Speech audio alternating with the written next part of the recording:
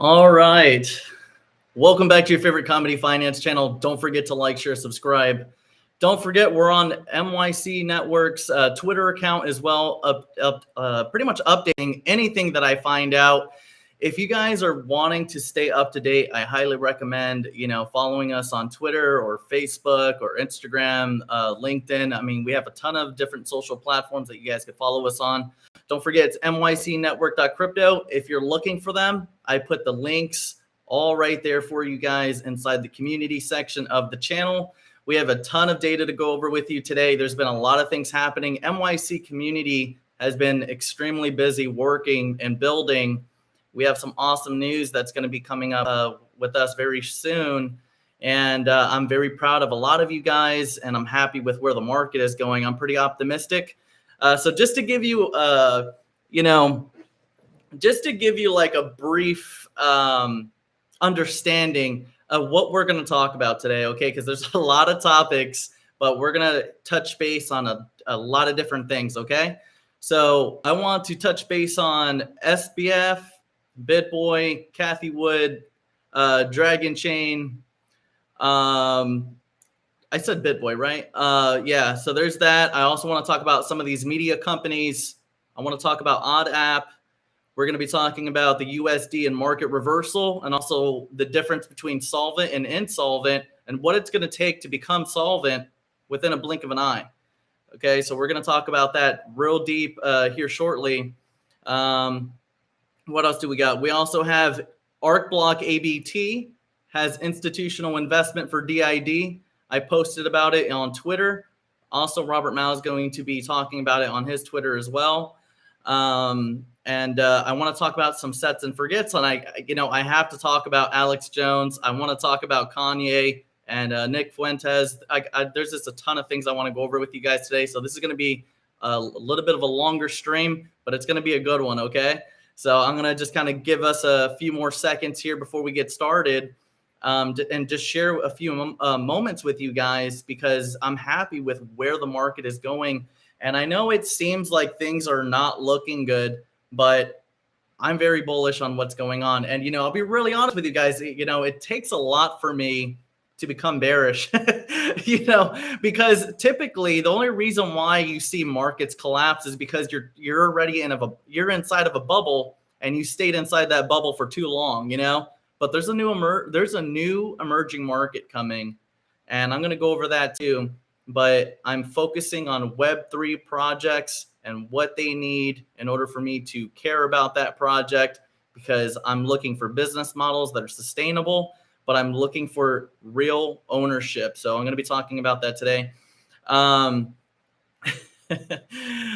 ahead and put in your funny comments and stuff like that if you want into the live chat, guys. I'm going to get started in a few moments here. I do want to shout out Maurice from New York. He sent me another beautiful art piece, and I'm very happy with it. And guys, look, we have our own digital economy within our network. We have so many people we do business with. You guys have products, you guys have services, and here at MYC, it's never been just about me. I want to make sure that our economy sustains itself, but also delivers products and services between different members. Why is everything got to be about Dion? Why can't it be about our community? So that is one of the things that I've always put into the forefront, not only with decentralization, but also with you guys and your prosperity, because we may do well in the markets, but what about what we're doing for our own personal lives and our own entrepreneurship? I want to make sure that you guys are thinking outside of the box. I want to make sure that one day, guys, and this is a big dream for me, because I see a lot of success for a lot of the businesses that you guys do have and the products and services you do sell within MYC Network's private server. And that makes me proud of you guys, because when we 100x in size, it's going to make a lot of sense when a lot of that stuff could be distributed between different members, and we could really network with each other, not only within the crypto space, but also outside of it too. And that's the point, guys. I didn't come here for an audience. I didn't come here to build an audience. I came here not to monetize you through YouTube commercialization, but I came here to deliver a product, a service, but more importantly, I want to make sure that you guys have the ability to have sustainability. I want to make sure that you guys have the ability to deliver products and services alongside me, because it's not about just me making money. It's about you guys doing well also. So I want to make sure that you guys have that in mind when you come to MYC Network, because we are not a community that is, cult oriented, or we're not a community that, doesn't allow you to have different picks. And guys, we all have different picks. We all go over different things that we like. A lot of people are bullish on so many bangers out there. But at the end of the day, we bring this data to each other, and we bring different picks, and everyone is doing their own thing. And that's a great thing to have. We want to have democracy within our server, and that's good, right? So, keep that in mind, guys. I don't ever want you guys to feel like, you can't bring up other picks and stuff like that, and I'm going to be going over a lot of these different bangers that a lot of you have brought up. I'm going to shout out a lot of our different members that have, guys, look, we're the ones with boots on the ground. Okay. The world right now is flooding. They said crypto is dead. There's no money to be made, and we're making money. That's awesome, because a lot of people on the way down, as the market was coming down, a lot of people were doing shorting. They were doing some leverage shorts. They were also finding new bottoms that we could hold for the long term. And you guys are doing well. It's still happening. Blockchain crypto is not going anywhere, and there's still a new emerging market coming. So I don't want you guys to lose sight of that, because while a lot of people are crying and bitching and moaning, we're out there in the trenches creating products, creating services, and still doing well in the markets. And that's what it's all about. Okay, guys. So a lot of things that we're going to go over with you today. Don't forget, this is not financial advice. You guys got to make your own bets. I'm going to make mine. It's every man for himself. It's rug or be rug. Don't fucking forget. So guys, look, don't forget to press the like button for me. Make sure you share it around. Okay. Make sure when you're pressing that like button, especially for my finance bitches, make sure that you crest fondle and do unspeakable things with that goddamn like button. And if you're one of my famous finance bitches out there, you could rub your nipples before you press it. That'd be perfectly fine with me too. I want to shout out Maurice again for this art piece that he sent me. And before I go over this new piece, I'm very happy with this one, because shout out to all my OGs on this. A lot of my OGs are going to remember this portrait, so I'm excited to show you guys. But I want to shout out Dead Punk. He's another one of our artists. He does pop culture art, customizations. And, a lot of you guys attach your NFTs to your portraits and stuff like that. And I love that you put utility to these NFTs. I really despise talk of NFTs without utility. I don't give a fuck what your picture looks like. That shit better be CGI. It better be animation. It better have utility. It's a ticket to something, downloadable content, music. Is there a physical item coming with it? Give me something that gives more value than the JPEG. And I want to shout out again, Maurice from New York on this portrait. And I love this portrait. Okay. I don't know if you guys can see this too well. We kind of get a little bit. Isn't this sick? I love it. Perfect. Who remembers this? Who remembers this? So I just want to shout out Maurice for sending me this. I love this portrait. It's on canvas. And, guys, like, we have so much talent within our network, and I want to shout out a lot of my CGI artists out there. I had he's changed his name so many times. I think the last thing it's Prod, it's like producer or it's Prod professor or something like that. I forget how to say it. But he was also working on this for us. And this is something that might be coming up later on down the line.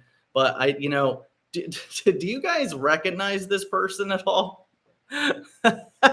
You guys really make me a lot darker than, I really think I am. I don't know how you guys keep doing that, but to be honest with you, it kind of looks like Pavel Baines a little bit, So, I did want to shout out a lot of my guys out there,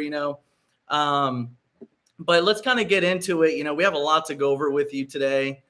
Let me just kind of get all this set up ready for you. All right, so let's start off with SBF and the media. Okay, it's clear as day that they're trying to make this guy out to be a hero, and we already know the corruption that exists out there. But this kind of comes back to what I've been talking to you guys about when it comes to these exchanges, the Congress. We're dealing with the corrupt system, and what's sad about a lot of crypto kids out there is they're still continuing to have this narrative amongst themselves that one project is more legitimate than another. But we have projects like Library or Dragon Chain, XRP Ripple. These are good companies that have done the most for what they're supposed to do. And mind you, projects, they're not a guarantee, they're not a promise, they're an idea. And it takes a community to make an idea a reality. Admins are not important. Okay, I'm gonna repeat this again for you guys. Okay, administrators, CEOs, and admins are not important to a project. Okay, the community is important to the project. It doesn't matter how great the idea is. It doesn't matter how long that CEO or admin sticks around, because these coins outlive their creators. And that's the point. They're immutable. What's supposed to drive a decentralized marketplace, which should be decentralized. It's sad to say that many people out there advocating for DeFi don't have a DeFi market space. They still own more than 50% of the coin supply. There's a lot of different things that they do.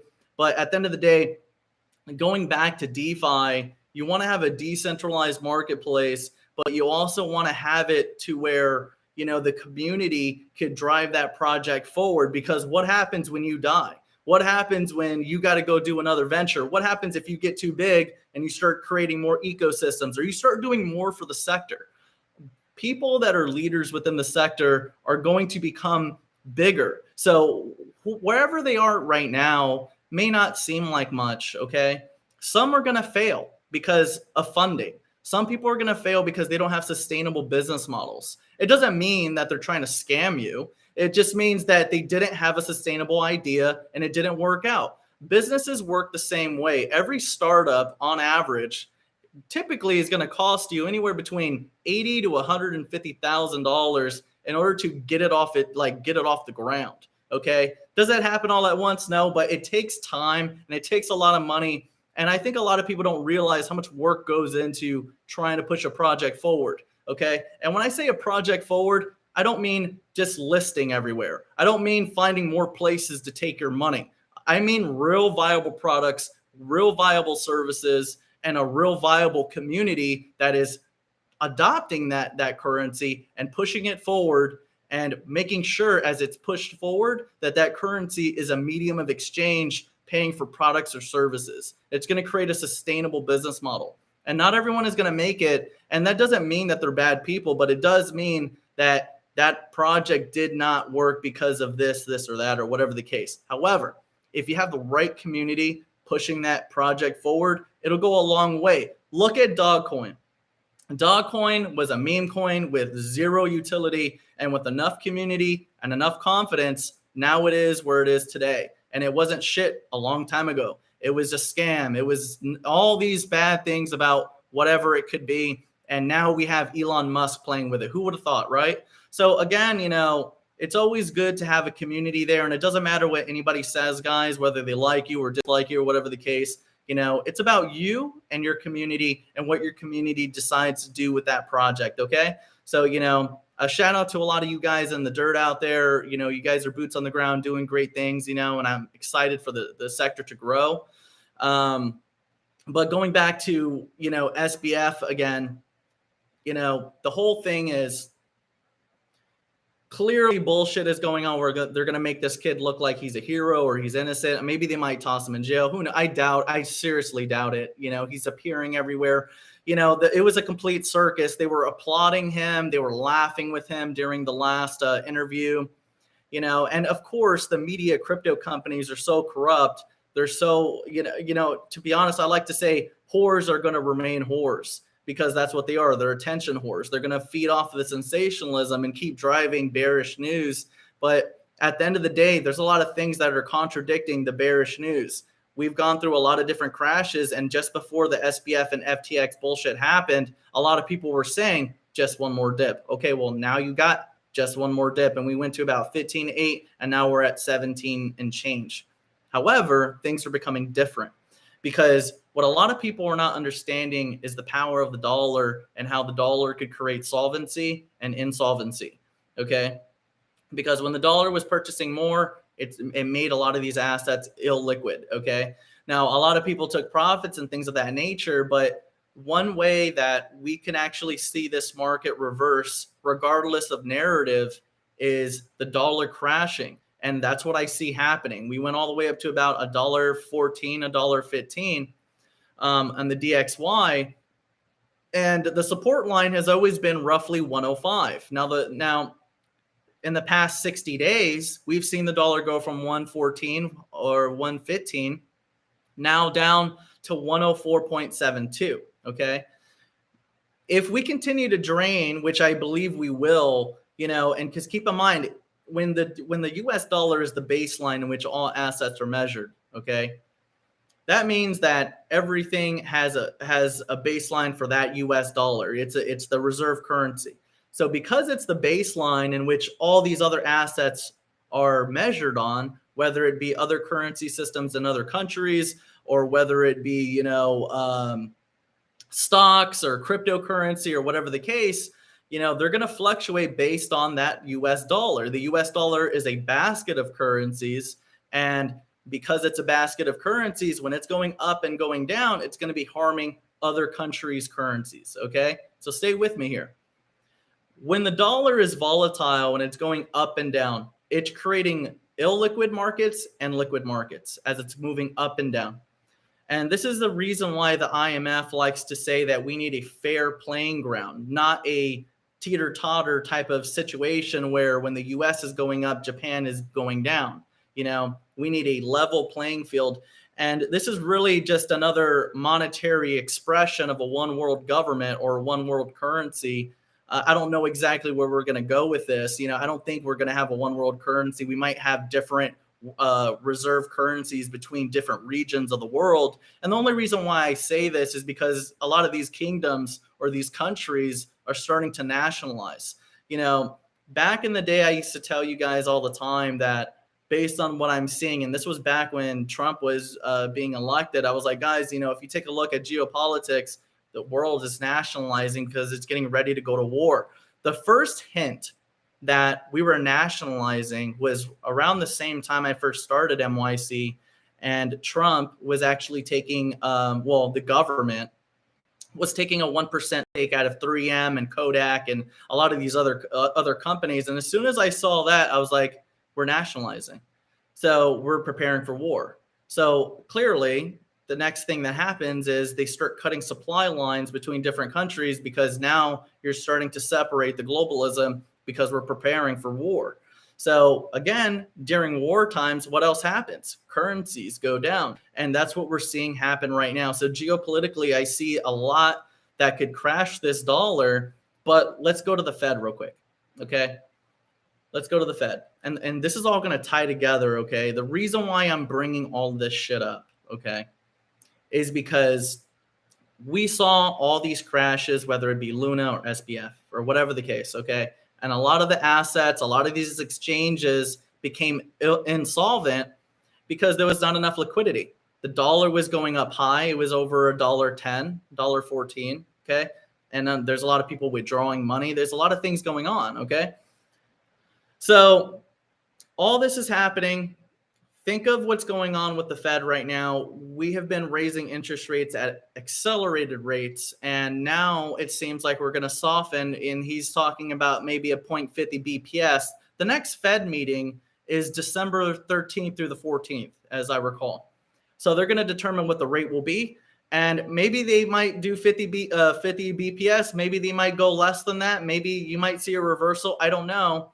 But like I said before, it doesn't matter what the intent of the Fed is. The Fed can continue to raise rates all it wants. However, as the Fed is raising rates, it's raising the US dollar value, okay? And as the dollar is going up in value, that baseline is fucking around with a bunch of other currency systems. When that's happening, it's going to change your exchange rates. If you're American, your exchange rate for crypto is going to be different. If you're from Australia, if you're from Germany, if you're using euros, pounds, If you're using Australian dollar, Canadian dollars, you'll notice, maybe not so much now, it's a little bit different. So it's playing right now based on the current USD environment, it's playing in everyone's favor. However, before, as in a couple months ago, a lot of people were paying more money for crypto. But now it's the Americans' turn. And I said it before, and I'll say it again, that if you're an American, don't get comfortable with your buying power, because it's not going to last. And you're going to see the reflection of your buying power reflect in your exchange rate when you're buying cryptocurrency. And it doesn't matter what pick you have. Okay. So keep this in mind as you go forward, because the time is ticking right now. Okay. You guys may be taking a look at these prices and fucking shitting your pants. Okay. However, you're looking at rock bottom prices. And if Bitcoin's dominance is 30 to 40% and it does another dip, so the fuck what? Where are these coins going to go? I saw Jasmy at 0.0035. We got a nice scoop of that for cheap.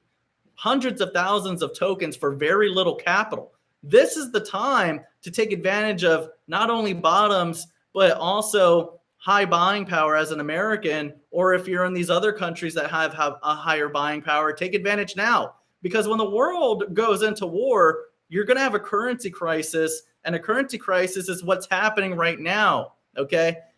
Why it's happening has a lot to do with what's going on with the dollar.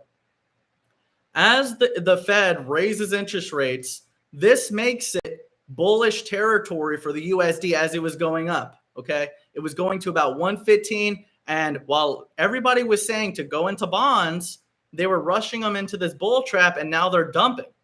Because you got to think about it. If inflation rate is anywhere between 8 to 10% in yield, I don't give a fuck if it's a 1 year all the way to a 30 year, okay? It doesn't matter. Because if the inflation rate is 8 to 10%, if not greater than that, then what am I going to do with my principal if my yield on my principal is only roughly 3 to 4%? It's a falling knife. So clearly I'm going to dump my bonds. And, I like to tell a lot of my members, you should be looking at these different countries like traders. You should be looking at them like, what would you do? You see a top, you see the dollar at a sky high limit, you have bonds, you're going to dump your bonds. So because all these bonds are dumping from these other countries, you're going to see a currency collapse for the USD. You're going to see a devaluation. You're going to see the US dollar crash. And I've always said that I've anticipated anywhere between 30 to 40% based on its all-time high. 40% or 30% sounds like a big ass number off the USD top, but it's not really. It's sustainable when the US dollar was roughly 110 to 115. So 30, 40%, yeah, it's still a big ass dip over time, but essentially it's still going to be sustainable for the USD to stay at a sufficient value. Okay. So before I go further on that particular topic, let's go back a little bit. Okay. I know I'm like ramming you guys with a lot of data. Okay. So, and I really need you guys to understand this, because you're going to know the pulse of the market. You're going to see what's happening. Okay. You're going to need to go back and watch this video so you could learn what I'm saying to you. Okay. So again, don't forget to like, share, subscribe. Don't forget MYCNETWORK.CRYPTO across all social media accounts. If you can't find me, go to my community section. You could get briefed there. But let's go back. Okay.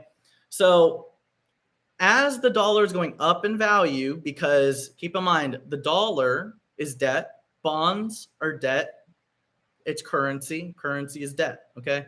So as the Fed is raising rates, it's lifting up the dollar value, and bondholders, China, Japan, Russia, all these other countries, they're seeing the overvaluation of the dollar. Okay. And anybody could see it clearly. The dollar is supposed to be 100 cents, right? So we're seeing the overvaluation. So these countries that are holding all these bonds, okay, they see that top. So they're dumping their bonds to get the liquidity out of there.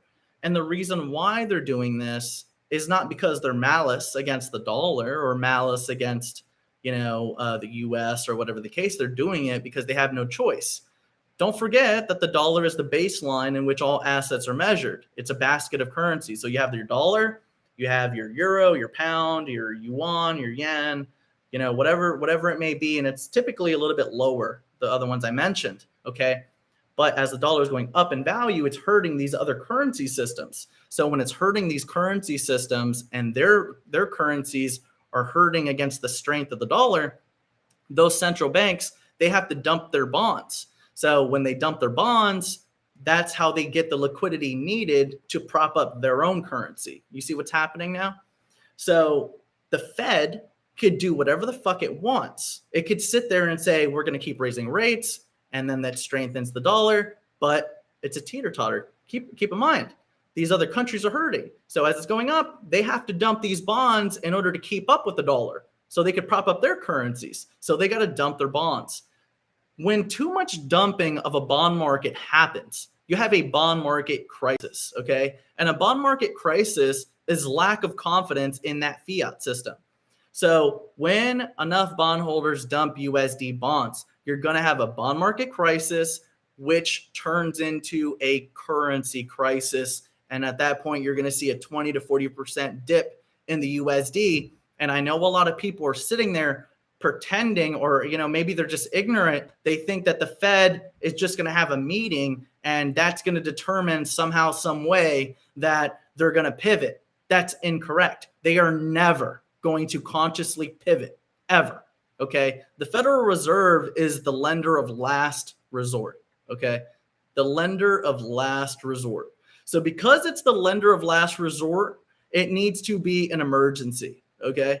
So because it needs to be an emergency, they will not pivot the monetary system unless there's a deep enough fracture in the US dollar value where they need to prop it up. And the only way they could prop up the US dollar is by buying it up, by printing more money.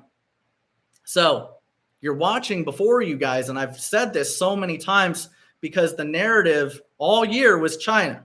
But all year, I was talking to you guys about Japan. Japan had the most bonds. They were dumping the most bonds. China was dumping their bonds too, but they went from I think they were at 1.2 T, and now they're down to 960 billion. And then Japan had 1.3 T, and now they're down to like 1.1 T or 1.2 T or something like that.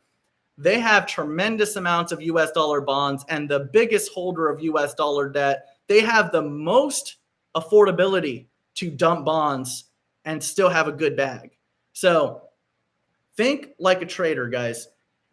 Let's say that Japan is a trader. China is a trader. Russia is a trader. They are all holding USD bond coins, right? They see a top. They're all watching each other, see the overvaluation of the dollar, and they're saying to themselves, we need to dump faster than this guy so we could get the liquidity we need to prop up our currency. Because if you guys haven't noticed, Japan has been taking the biggest hits in their economy due to the dollar going so high. So keep that in mind too, okay? Now, going back into why this is relevant to SBF and the coin values that we have right now, okay? If you just came in, guys, I highly recommend seriously taking the time, because there's a reason, guys, that I don't put little pieces and short clips, and there's a reason why I don't do that.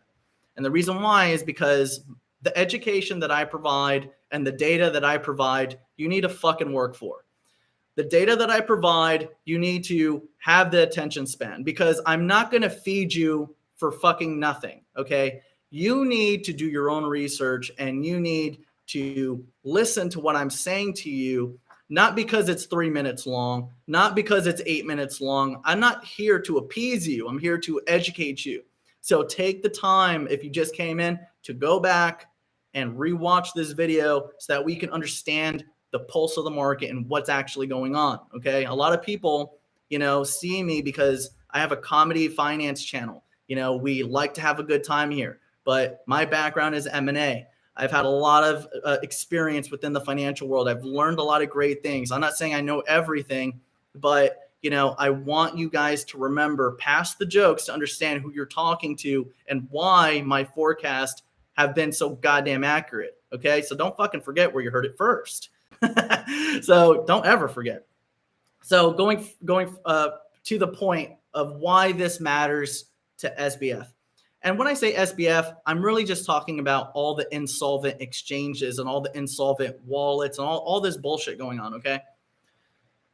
They may have low liquidity right now, and they may have, you know, let's say a fraction of the liquidity they used to have.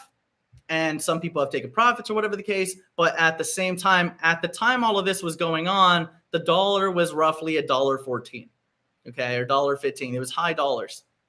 So when this is happening, you're going to see asset prices a lot lower, you know. However, if we see a fracture in the dollar, and again, geopolitics is definitely showing a currency crisis, okay, because of war, okay. Let's go to the FX market. Bondholders are dumping bonds. Why? Well, because the countries need to prop up their own currency, so they're dumping bonds.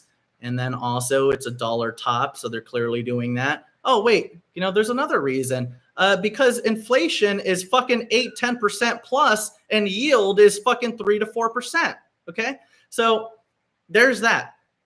There's a lot of reasons not to be holding bonds. So clearly they're going to dump bonds. And when you have a bond market crisis, you're going to have a currency crisis, which means an extreme devaluation in the USD. And I anticipate 30 to 40%. And that will make a tremendous difference, not only within the crypto market, but also in the S&P, the stock market in general, you know, the Dow. It'll make it precious metals, gold, silver, platinum. You know, I'm very bullish on platinum right now. You know, there's a lot of things right now that are affecting the markets, okay? And we have gone through a tremendous amount of turmoil over the year. However, keep in mind, you know, typically the US dollar goes through a 2-year deflationary environment, okay? And I know the MSM constantly give you guys bullshit saying inflation this, inflation that, okay? Look, there's 2 things happening. You have deflation, the dollar going up, and you have inflation, the dollar going down. Okay. Can you describe inflation going up or down and still mean the same thing? Yes. But personally, for educational purposes, I think the media should be saying inflation and deflation. Okay. And then, you know, maybe going over Thomas Jefferson and why we don't like fucking bankers, or why we have a fucking issue in this country. Okay. You know, shit like that, you know, but we're never going to get that. But I think it's important for your education to understand both terms and understand and utilize those terms versus the MSM narrative of inflation up, down, and that's it, you know, because it's upside down. You know, they say inflation is going up. That means it's really going down. You know, if inflation is going up, that means the dollar value is going down, but we're not seeing that in the FX market. We're seeing the dollar go up. Okay. So like I said, for educational purposes, you're going to need to know those terms and use those terms instead of the bullshit you guys are getting fed by fucking financial illiterates that pretend like they know what the fuck they're talking about within this crypto sector. It's fucking cancerous. It really is. But if we do get a fracture in the US dollar, we could see a lot of insolvent entities automatically out of nowhere turn into solvent. Okay. And I've been talking about this for a long time because you guys may be seeing the prices low and you're scared, but you have big buying power right now. Of course, things are going to be lower. You know, yes, people buying and stuff like that has an effect, but for the most part, a lot of this buying power is reflecting in the markets, stock market or the crypto market. And yeah, you know, of course, it's easy to say, oh, we're in a bear cycle, you know, but I don't necessarily think we're old. Like, yeah, we had a bearish moment. We had a bearish environment all year, you know, because of this and that, but it was over all these dumbass bubbles. I don't know if you guys have fucking realized this, but every mainstream media pick fucking sucks.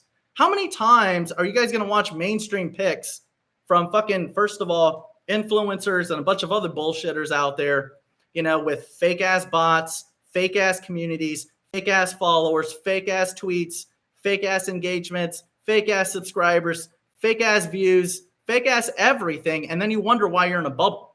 Maybe because you got funneled into dumb shit. Okay. A lot of people got funneled into these marketing Ponzi's and they got annihilated. See, going into Web3 investors are not going to think like Web 2 investors, okay? And there's going to be a difference because right now and all year this year, Web 2 investors, I'm going to repeat this, Web 2 investors were getting fucking annihilated. All of them. Every one of them had 80 to 95% losses because they went for the hype. They went for the mainstream media. They went and chased the crowd of fish instead of being a whale. And that's why they're wrecked. Because when you're a person consistently picking picks driven on sensationalism, you are running to a bubble. And the crypto sector is going to realize this sooner than later, that they've been fed a lot of bullshit and they've been fed a lot of fraudulent marketing. Because look at what Elon is talking about, okay? I've been talking about this for fucking more than 3.5 years now, that these bots are cancerous to the sector. Because you have a lot of fucking bullshit admins out there. You got a lot of bullshit companies out there, bullshit influencers buying Twitter check marks, Twitter likes and engagements, views, subscribers, followers to buy confidence or buy the perspective of confidence. And think about how much misallocated capital there was because of that. Think about how many people naturally being herd mentality. It doesn't happen here at MYC, but a lot of people have herd mentality and they think, well, this person has 1 million subscribers, it's going to pump. Okay, well, where are they? Okay, I was on the live stream with SBF on Twitter Spaces. Mario has millions of fucking followers. And then all the rest of these fucking yo-yos got millions and millions of followers. You know how many people were on that Twitter Spaces with SBF? Okay, this is probably one of the biggest events ever, and there was only 38K viewers listening to that shit. 38K people listening to SBF update after that conference. And everyone had millions. There were people inside that chat room. In fact, there were 38,000 people in that chat room with millions and millions and millions and millions of followers, check marks. But how the fuck do we have 38K people listening to that? Where are all the humans? This sector is so much smaller than you think, and you've been fed bullshit since day one. The Kool-Aid ends at MYC, and it's never going to happen here. You guys need to wake up and understand this industry. If you're going to be tech, if you want to pretend like you're an expert in crypto, you better fucking learn other currency systems. You better know about geopolitics. You better know about other financial assets that are going to measure up against other sectors. Because crypto is not decentralized. It's a reactive market. It reacts to everything in this market. It reacts very closely to the stock market. I want to hear that Kool-Aid, okay? So guys, if you're going to be an expert, it's not enough to just know a few good picks. It's not enough to just say, well, you know, I got this many subscribers, so my influence might help. Guys, clearly, you guys are all fucking wrecked, okay? All fucking wrecked. Here at MYC Network, we've had literally micro fractions of what you losers have, and we have tremendous success. What happened? What happened? I don't see a product. I don't see a service. I don't see shit. I see a lot of fake shit and no results. I see a lot of hot breath, no Rolex. So guys, look, my point of the matter is not to beat up on these people or beat up on people, but authentication is so important, and digital ID will probably be what that answer is what the real answer will be to this. Okay, you're going to need DID. Unfortunately, that's where we're going. We're going to need DID. There's no way to get rid of all these bots. I believe that Elon is not going to have the tech to get rid of all these bots. Okay, I think he's going to try to, and then he's going to realize that he needs digital identification, and that's where we're at. And I'm calling it right now because I've called fucking everything from here. I called the DXY. I fucking called Elon with the bots and shit like that, all these fake subscribers. And did you guys not see, not to mention Japan, by the way, I talked about Japan as well. Did you guys not see that Elon tweeted, he had tweeted that your follower counts might go down because he's getting rid of the bots. Okay. I think that's his intention, to get rid of these bots. But I don't think he's going to get rid of these bots. I really don't. I really don't. You know, look, I'll be really honest with you guys. I'm going to be talking about Kanye and Nick Fuentes and Alex Jones. Okay. I'm going to talk about some real deep shit. Okay. Really deep shit. Because nobody's talking about it and it'll be exposed later. Okay. Thank you, Investor Mike. So let's go on. Okay. So let me move on to the next topic on Bitboy. Okay. I respect Bitboy a lot. Okay. I respect him a lot now. Okay. I think he did a great job. You know, and I've never actually like hated him or, you know, whatever. He has rugged me. There's no doubts. But, you know, the point of the matter is nobody's perfect. Okay. You know, clearly it's always going to be rug or be rugged in the markets. It is what it is. Even George Soros, when he was rugging Jews, he said that it was either me or it was going to be someone else. So why not me? So clearly that's the way it is. So there's that. So, you know, when you start thinking about, you know, all the hate that Bitboy gets, you know, and I get it, you know, that's just kind of what it is. You know, when you're a public figure or whatever the fuck, you're going to have little yo-yos thinking that they could compete with you or, you know, whatever the fuck, you know.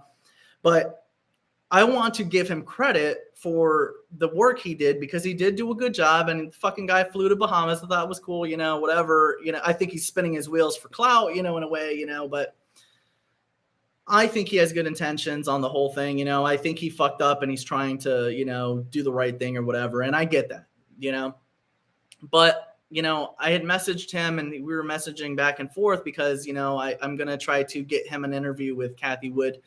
And I think that would be kind of cool for him, you know. And the reason why, you know, as we were talking back and forth, he had let me know that, you know, his background is in ministries, you know, for God.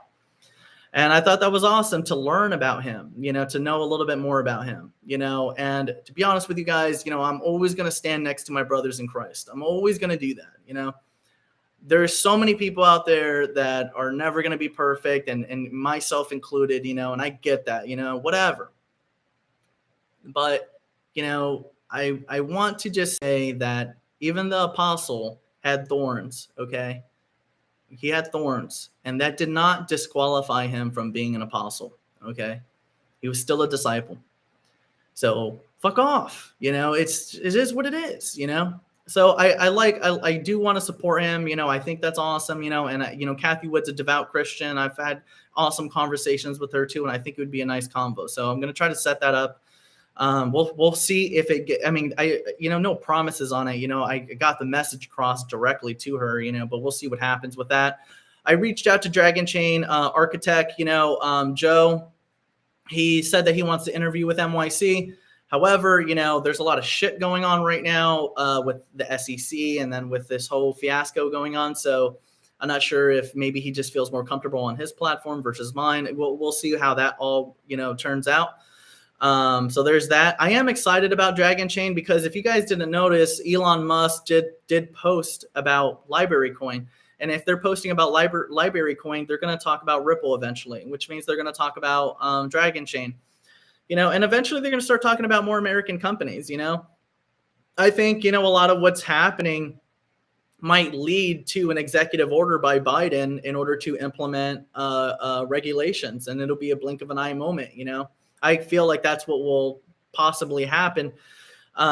Personally, it might happen at the same time the dollar crashes. You know, what's funny is, like, you know, you'll hear a narrative in politics, and, you know, before you hear the narrative in politics, you see it in the dollar first, or you'll see it in another asset class first.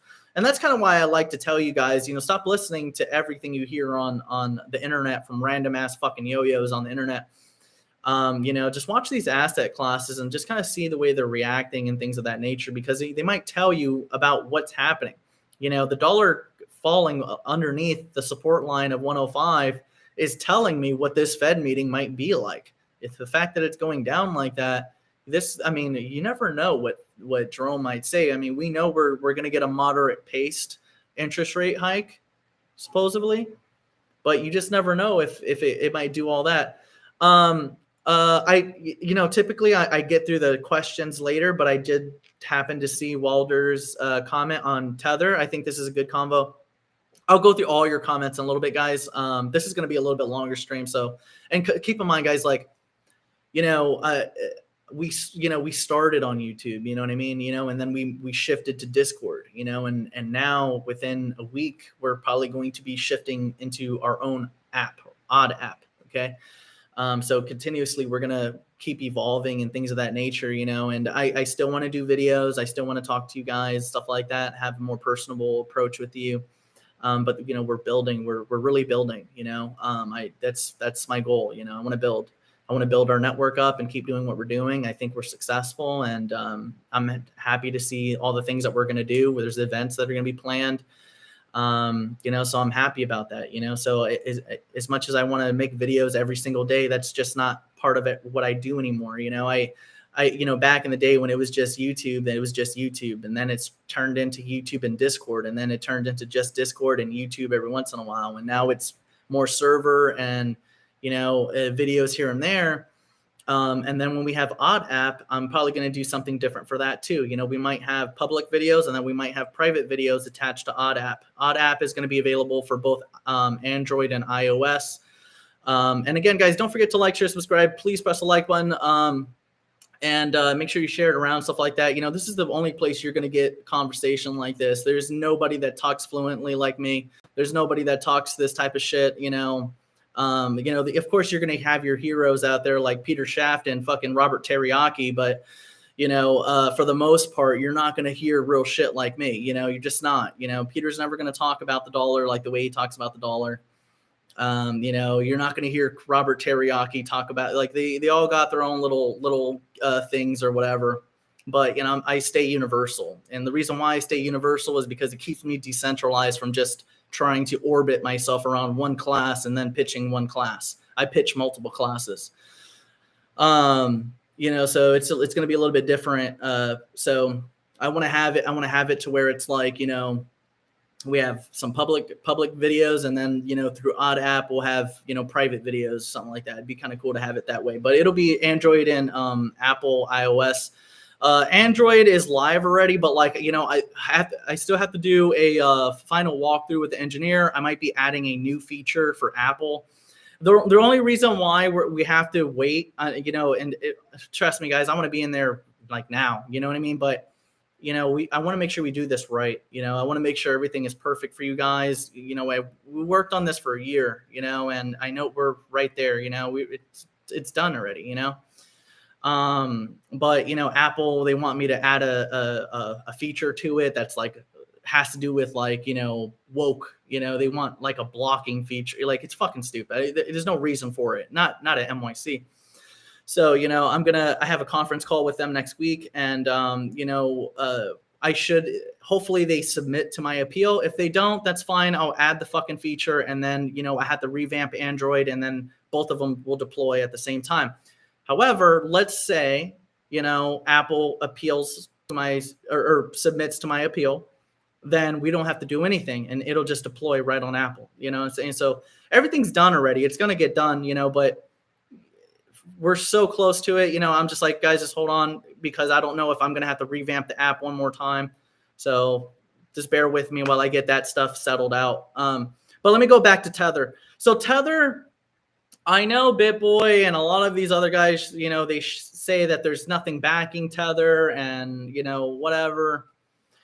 But there's a lot of regulation over Tether. There's a lot of different things. I mean, I'm not saying that stable coins are safe. Okay. I'm never going to say that, stable coins are foolproof, but stable coins will have their place within the crypto sector. They are essential to the crypto sector.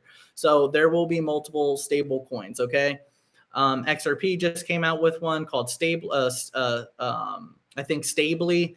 And then you have Tether, which is the ERC20, but you also, don't forget, you have Tether and TRC20, okay?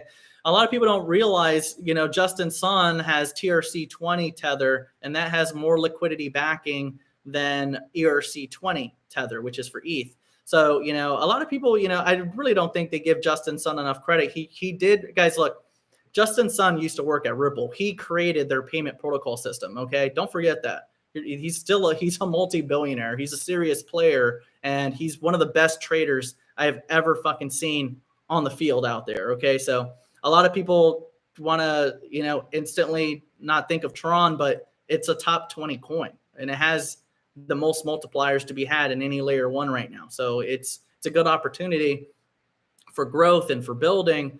And I like the fact that Arcblock communicates perfectly with TRX. That's awesome. And they're partners with Stripe. Arcblock is partners with Stripe. So, I'm going to get a integration there too. And they just came out with a new integration feature for just about anything. So, things are going to get a lot easier for Web3, detaching itself from all the bullshit of Web2. And I'll get into that in a little bit, but let's focus on Tether. So I don't think people give Tether enough credit, because Tether, within 24 hours had liquidated $13 billion between traders trying to withdraw it or cash out and things of that nature. And what bank has done that, guys? What bank has had a bank run for $13 billion in under 24 hours and it didn't collapse? Name one bank, one stable coin, one anything that had $13 billion liquidated from different people, from retail, and was able to do so within 24 hours. What company? What bank has been able to do this? No bank has been able to do what Tether has been able to do. It's revolutionary.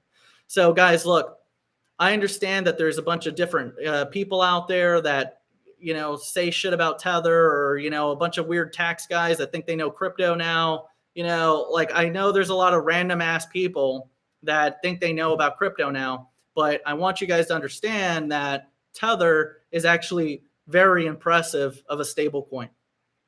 Am I saying that it's foolproof? No. Okay. Tether gets attacked all the time, but it stays up. And another thing with stable coins like USDD and also Tether, they have so you guys might notice random people that don't know what they're talking about say, oh my God, it's losing its peg because it's 98 cents or 97 cents or 96 cents. Okay, guys, they're designed to do that. Okay, so like for instance, USDD and Tether have a 3 to 4 point decimal. So they have the ability to do that 99 cent or 97 cent or 96 cent. Okay, so that's normal shit. Okay, it's just the way it is. That's why you see it. Sometimes it goes 102, 103, 105, It just depends on what's going on in the market, okay? So that's normal.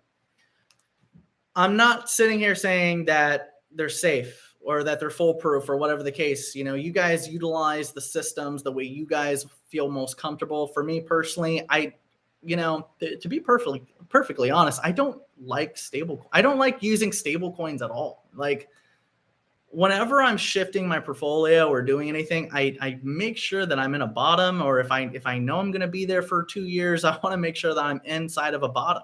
You know what I'm saying? So like, I don't understand, the notion of like, okay, I'm out of the market. I'm just keep all my money inside of this stable coin and hopefully not happen. Like, I'd rather continuously look for emerging markets and move my place there, and just kind of handle it like that, so there's that. Let's go on to the next topic though.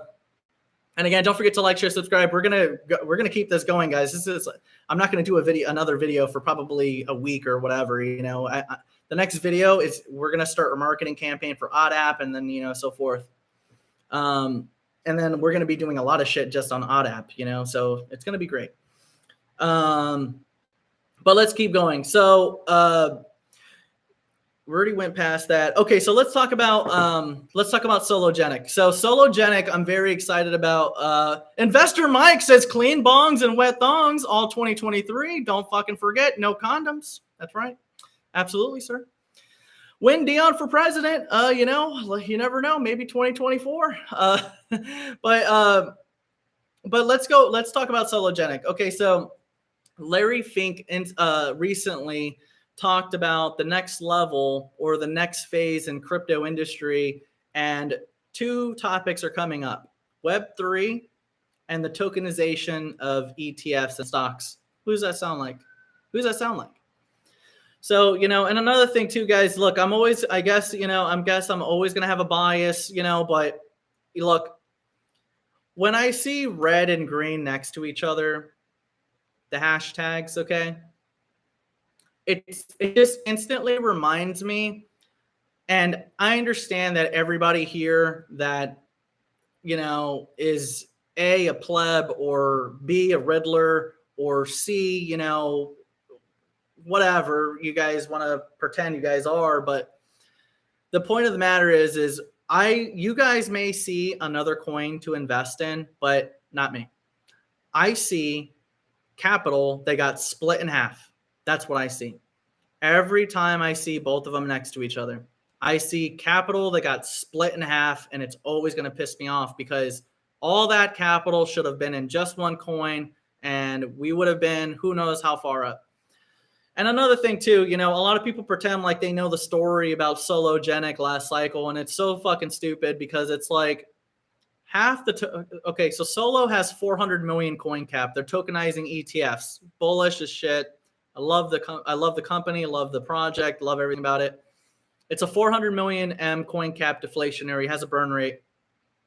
And the thing about it is, hold on, let me get rid of this. There we go. So when you're talking, okay, so half at that time, that second cycle, half of Sologenic's supply was locked up. So there's a 400 million coin cap, 200 million were locked. So there was only 200 million circulating in the marketplace. So because of that airdrop plus only 200 million coins available in the market, it scaled fast, okay? And clearly because there was an airdrop, just like any other gimmick out there, when the airdrop distributes or just prior to the airdrop, it collapses because people run out because they know it's coming. So, I know a lot of people sit there because they hate that I'm famous, or they hate that I called it first, or they hate that I was in cycle 1 and I was in the second cycle. They want to make up stories because they don't want people to understand how great I am. They don't want people to witness how educated I am. They don't want people to witness how great we are as a community here at MYC. And for, clearly, if you were here to watch the last hour, you're going to know I'm way more financially literate than any of these dumb motherfuckers. But, let's go back to the basics here. You had 200 million locked up and 200 million available on the market. It was going to scale fast. Airdrop was scheduled. Clearly, people were going to run out. Common sense, logical. But a lot of people had so much ego and hate and envy over MYC that they didn't want you guys to think about that. They just wanted you to say, blame that guy. Blame him. We don't like him. It was him. Okay. So maybe one day you guys will wake up to that, because a lot of people that, want to make sure that you think that I'm not your friend, they're always going to do that, because they don't want, like, put it this way, guys, they don't want you to succeed with MYC. Okay. Clearly there's going to be a competitive nature and douchebags. So let's move on. Let's move on though.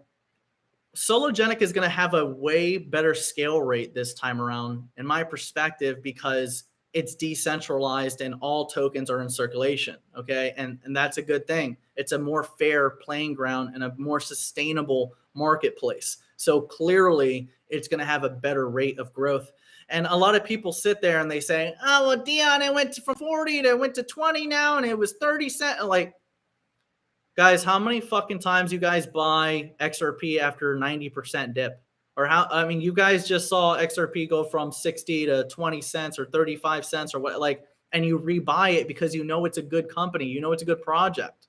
So why are you not DCAing? I don't understand the momentary type of perspective. If you're an investor, why do you give a fuck about what happened today? If you're an investor, why do you give a fuck about what happens tomorrow or 2 days ago or a week ago? Like, where are you going? Where are you going? There's nowhere to go. You're going to go in the dollar? Is that where you're going to go? Where are you going to go? Especially in today's environment, where are you going? So again, a lot of our people are continuing to DCA into this thing. I like where it's going. It's deflationary, and we're watching the dollar crash. This is fucking bullish for Solo. And you have Larry Finkel himself from BlackRock talking about the tokenization of stocks. I don't know. I guess it's just a gimmick, so there's that. I just don't, I just think that a lot of people let hate disturb their logic, and I don't think you should be doing that. So there's that, and again, it's going to take a lot. See, a lot of people bring up another coin that literally has 100 million coins more okay, 100 million more coins of a deficit when we are in a illiquid market. No, I don't. No, I kind of don't want to do that. No, I don't want to do that. No, I really don't. And then on top of that, you don't have not only me, but you have retail. What about the people that didn't get an airdrop or whatever the fuck? They have to go in there knowing you got shit for free literally all year.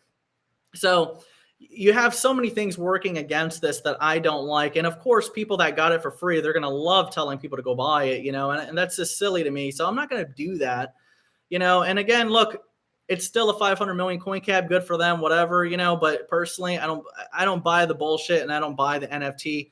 All I see when it was first created was a way to split capital in half and then for them to elongate the stick with the carrot and fucking make it longer so that way you guys can get still stuck in that shit. So look, everyone's going to have a different definition on what it was and da-da-da, and they're going to think it's just another coin to invest in. But as far as I'm concerned, it's just another coin that split capital in half when it should have stayed in one place. That's just me.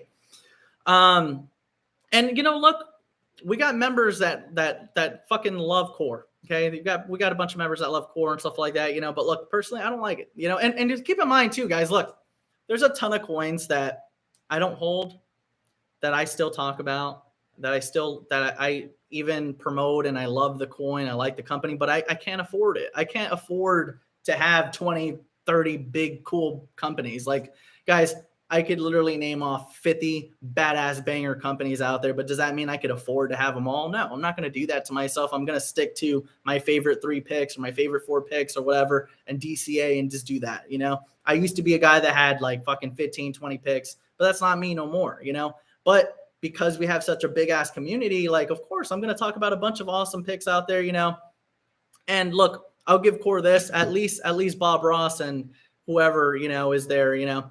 At least those guys are there for that, you know. So it's at least it's still the same CEOs, and maybe it'll go well. But look, at the same time, you know, CEOs got something to sell, and for me, I'm not buying it. I just don't see the value there. I like Solo. I think Solo is always going to be and remain the target. If the community was smart, they would see past the bullshit and fucking target the correct place instead of splitting their capital 50-50. Like, how do you not see this? Like, how did people not see that it's a 50-50 split and now you just elongated your fucking journey? Must be here for the tech. So there's that, you know. So we'll continue on. Let's go on to Arcblock ABT. And here's another good example to bring up. Okay, so I love Solo, but ABT Arcblock has 186 million coin cap. It got recommended by the W3C, which works with CERN. This is the standardization for Web3 and Web3 counterparts to utilize a wallet attached to digital ID. The United States adopted this technology. If you haven't seen the document, I recommend going to my community section. I just uploaded it, or go to Robert Mao's Twitter account, you know. And look, here's what's funny, guys. Every penny on Arcblock is 1 million in market cap on Arcblock, okay? Arcblock is 10 cents. Call was at 9 cents. Arcblock at 10 cents is 10 million of a market cap. Do you fucking meth heads really think that Arcblock being recommended by W3C and literally days later getting listed on Coinbase for free, or how about the fact that they pushed law through for crypto adoption and having workshops with BlackRock and a fucking list of other great names out there with the WTIA? Okay, they're actually pushing laws through. So it's only a matter of time until people find this. So when the bull cycle does come, and look, I don't care what the coins do. Guys, look, I could see a 1x today. I could see a 2x tomorrow. I could see a 5x in Solo. It doesn't matter. It literally doesn't matter right now, because why would anybody be wanting to sell right now?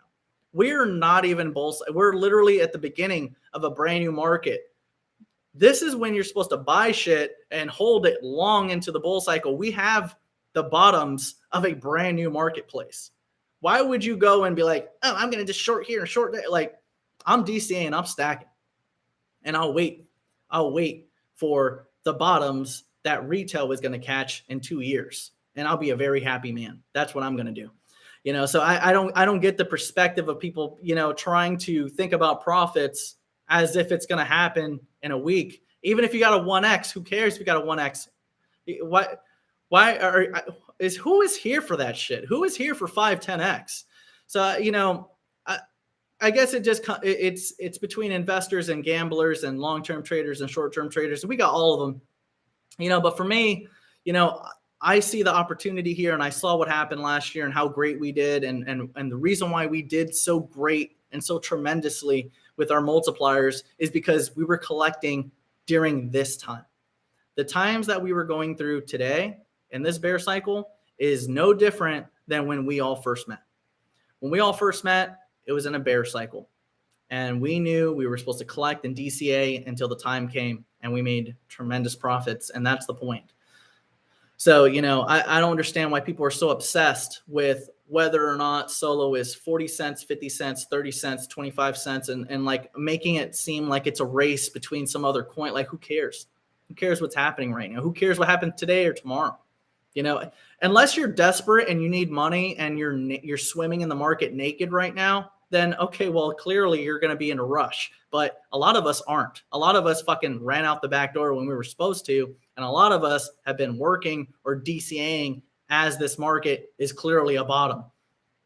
So, you know, again, this all comes down to perspective between the individuals of who you are and where you are in your life, you know? So again, you know, when people ask me about, you know, how to do this or what's this and, you know, whatever, it really depends on you. You know, everyone's a different level in wealth. You know, you could be a different age. You know, there's so many things that contribute to the way you're going to move in the market. So, you know, sometimes the way I am is going to contradict you because you're in a different place in life than me. You know, it's just the way it is. You know, I'm not saying I'm better or bigger. You know, it's just the truth. You know, for those of you that got fucking Mickey Mouse ears on and shit. I always get people fucking like getting all upset on Twitter. Dion, why are you talking like that? You know, but Dion, could you be a little bit nicer? You know, but you know, my point of the matter is like, let's think back on Solo real quick. Okay, Solo is a 400 million coin cap. Half was locked at that time. Remember that? Okay, let's talk about Arcblock. Okay, Arcblock ABT has a 186 million coin cap. The company does not sell its tokens because it needs it for their business model, the way it works. Okay, only 99 million coins will ever be available for sale. So this company since 2017 has never touched its tokens. So you have 99 million coins available in circulation, and the total cap fixed, not deflationary, not inflationary, fixed cap supply, 186 million total cap, and there's only 99 million available in the market ever. Okay. And a lot of people are like, but Dion, that's happening yet. Okay, who cares? Do you really think that, and here's another thing, guys, tell me about all the different picks you guys are in right now. All the shitty ass picks that you guys are in with different market caps. They got 500 million market cap, 50 million market cap, 100 million market cap, 1 billion market cap, 5 billion market cap, whatever the fuck you guys are playing with, trying to do shorts. You have 186 million coin cap at 10 cents. It's a 10 million market cap that's issuing in Web3. So, and it's going to be a requirement, by the way. DID is going to be a requirement for Web3. Okay. So it doesn't matter. It really doesn't matter. Okay. So to think that Arcblock is not going to do a 2x, which is only 20 million market cap, is literally fucking retarded. It really is, you know. And another thing is, and this goes for any token right now. Any token right now, the market is illiquid. Okay, the market is illiquid right now. This goes for any token. The market is illiquid right now. So buying something and holding it until the next bull cycle is going to be tremendous. And keep in mind, a bull market doesn't mean that we're dead at zero for now for fucking 1.5 years, and then for 6 months everything just skyrockets. That's not the way it works. Okay, we're in the beginning of a new market. So in a bear market going into the bull cycle, this is what happens. You're at zero, and over the course of 2 years, it does this. Slowly goes up. So who do you think is going to win? The guy that holds from right here and rides it all the way up for the next 2 years? Or the guy that's fucking jumping around, fucking everywhere, being a dumbass, waiting for the bull market, and then he waits for that last 6 months and he realizes he only got a 5x or a 10x. There's a reason why you're going to get lower multipliers, and it's because of your holding time. If you don't know how to hold, you're going to fucking lose in crypto. You're going to fucking lose. You're going to be moving around, jumping around. You're going to get feed to death. You're going to get fucking wrecked. These robots are literally in the exchanges. They're working against you. These exchanges. See, here's another thing that I think a lot of people have a misconception on. Listings or exchanges are evil, okay? Stop worshiping the fact that something is listed all over the fucking place. Because sometimes, you know, some of these coins get listed on an exchange that provides fucked up leverages, and that's bad for the marketplace. Like, you know, as a long-term investor, I want a fair playing ground and I want a good, fair marketplace. So I want to have, you know, certain supply limits. I want to have a decent entry, you know. I want to make sure that there's not a bunch of leverage on it. You know, there's, you know, a lot of people don't put this into perspective when they're playing with their picks. You know, what if you're trying to get into a pick and there's a leverage for fucking 10, 20x on it somewhere, you know, that's a bad thing, you know? So as much as people like to play with that, I don't play with it. I don't like it. And I know people, they make up all sorts of excuses as to why it's okay if you do only small amounts, or I don't like it. I just never like it. Because, you know, you're going to do this. Oh, it's just small little amounts. It's like a drug. Little small, oh, you know, I'm getting good at this. I'm getting really good at this, you know, and then you're going to do it really big and then you're going to get fucked. Just like every one of them. Every one of them, 100% of them, every fucking time. The fastest ways to go broke is leverage for sure, you know. Shout out to Richard Hart on that. Shout out to any Hexicans that are watching. And shout out to Joe or CTL on that too. Joe was actually the person that introduced Hex to us way back when our first Colorado event emerged, and that was pretty badass. We did tremendous on it. We bought it at the decimals. We made tremendous ROI on it. I'm not bullish on it until I see some decimals, you know, maybe a penny, you know, but I still think 3 cents is not that bad. I personally think it might break $1 later on one day, maybe.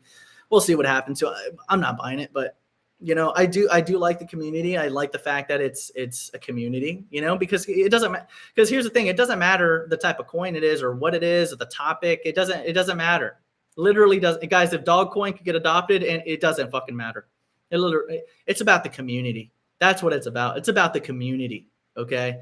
Stop making admins so important. Admins literally are worthless. They don't mean shit. Okay. If you want a real project, then the community is going to drive it. The admin might introduce the idea. The admin might create the place for success. Okay. They create that, or they're the founder. They make it happen, but they can only move it so far. The communities are the ones that are supposed to adopt it and drive that project forward. So again, for a lot of people that are new to the crypto space, you know, I would stop putting so much emphasis on these admins out there when it's not their job. It's not their job. It's not their job. It's just not.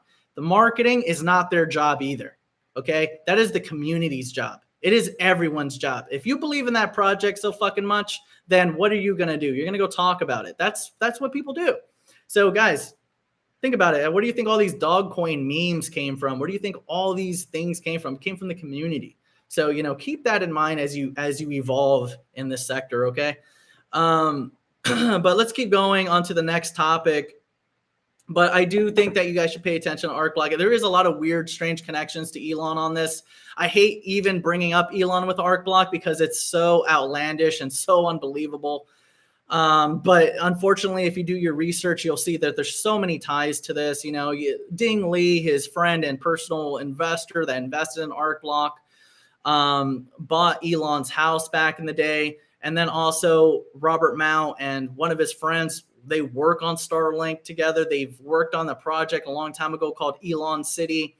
You know, I see that Thanga, one of their projects, is following that project. And they say they say that nothing ever happened and they don't know him. I asked Robert, you know, I was like, Robert, do you know him? Or, you know, you just fucking with it, you're under NDA or something, or, you know, like you have a partnership with T-Mobile. You're working on Web3 infrastructure. You're the standard from W3C. Okay, so that means everyone needs to use your wallet technology. Okay, you're working on Starlink, and Twitter needs to find a decentralized way to get off of Google Play and also Apple Play Store. The only way to do that is Web3, because in Web3, you own your wallet, you own your platform, you own any apps that you make, you own the platform itself. And that's what a lot of people don't get. There's a lot of projects right now that are pretending to be Web3, and they're not Web3 at all. If it's really Web3, there's a sustainable business model. You have a medium of exchange. You have a real decentralized network. So the decentralized network means that you don't need Apple Play Store. You don't need Google Play Store. It's its own app. It literally needs nobody. Okay. That's the fucking beauty of Web3, because, you know, for instance, right now, for people that want to get on an app or make an app, they got to go through Apple, or they got to go on Google to get their product put on, like me, right? When Web3 is here already, and right now we're in a bull cycle for Web3, because that is what everyone will be looking for in this next paradigm shift, okay?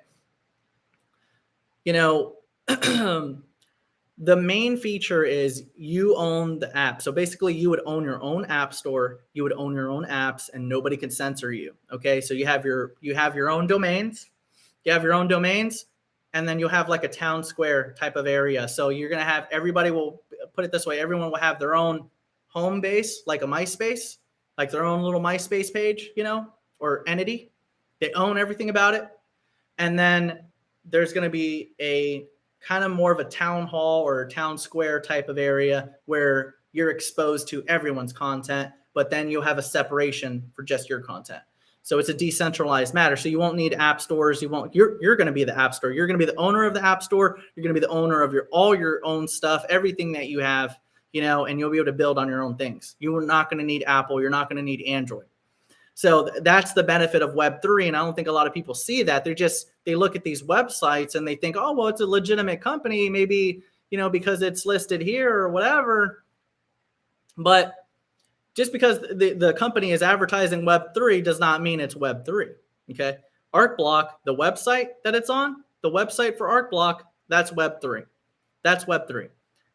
That website is running on top of Web3. It's running on top of Arcblock platform. It's not running off of some random Web2 domain, okay? It's decentralized. So have this in mind and make sure that you have these business models in mind. Is it sustainable? Because Web2 investors are going to zero as we speak. They've been going to zero all year. And the reason why they've gone to zero is because they stayed in a bubble way too long. The market is over for Web2 projects. You're going to Web3 projects now, and that's the key, okay? Which was funny the other day because I saw Robert Mao shut down Jack Dorsey. Jack Dorsey pretended like he made up Web5 and literally used the format that DID is created on, which was created by Robert Mao. It's a W3C recommendation. This got adopted by the United States and Homeland Security, okay? You guys could look it up, go onto the community section, it's there. This is infrastructure for Web3. Everyone is going to be using Arcblock, whether they are conscious of it or they are unconscious of it, okay? That's the best part about this. And the best part about its tokenomics is it's not going to fucking matter about this little group or what this little group says, guys. It's going to take fractions of people. And when the bull cycle comes, I'm still anticipating anywhere between 50 to 80 USD on the high run.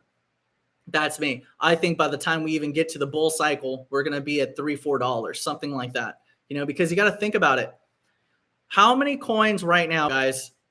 Think of all the coins right now. Think of every stupid ass coin you're in right now. Every single one of them. Okay. Tell me what the market cap is.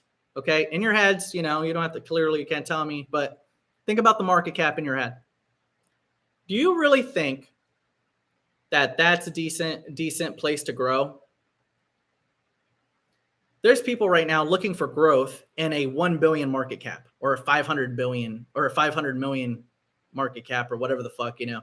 And there will be growth there, you know. I'm not saying that there won't be, but there's going to be slower growth because that market has already emerged. And I like to look for new emerging markets. See, the best part about whales is they don't swim with dead fish that go with the flow. They don't go with mainstream media flow. They're always going to go to new emerging markets. And that's what I'm doing. And you know what's funny, guys? Take a look at all the different picks that we've been in from where they were and where they are now. They have not fallen very far from where call was. Okay. AB2 is 9 cents, you know, like it's better than, I mean, yeah, there's been some hits like BLZ was called, I believe at 13 cents and think now it's 6 cents, you know, but again, it's a 500 million coin cap. So 13 cents to 6 cents, where are you going to go? You see what I'm saying? All-time low was 0.0563 cents. So where are you going to go? Where's it going to go? You think it's going to zero? No. Blue Seal is a great company. So, you know, for me, it's not about skyrocket. See, you know, one thing, and, you know, I haven't talked to people about this, you know, one thing I hate about Solo sometimes is the fact that I called it. And, you know, and the reason why is because people think or have a false expectation that that's the way all tokens are going to move. Okay. It had a 400 million coin cap, half were locked. Okay. It's a whole different story. It's going to move differently this time around because you have 400 million in circulation. It's different. It's going to move differently. So like you can't sit there and think that every strategy is going to have the same environment every time. And that's why Solo is scaling differently this time. It's going to take time, and that's healthy. It's 400 million coin cap still. It's still a low cap, you know, so that's good. But again, going back to Arcblock, 186 million coin cap. There's no lock. That's just the total amount, and there's only 99 million available in the market. So that's nice. You know, I love when you guys make fun of the Riddlers. You know, I don't know. But let's keep going, you know, but yeah, guys, look, I think it's going to be great. You know, again, do your own research, you know, there's a lot of other picks we talk about, guys. I just wanted to talk about these two ones. Let me just kind of go through a few of them that we've talked about recently. I think EQ is very nice. 100 million coin cap, GameFi. H bar is definitely a nice one. I still like BPR. ETH is so stupid cheap. I love ETH. Graph, and ETH is not going anywhere, guys. You know, Graph is still a nice one.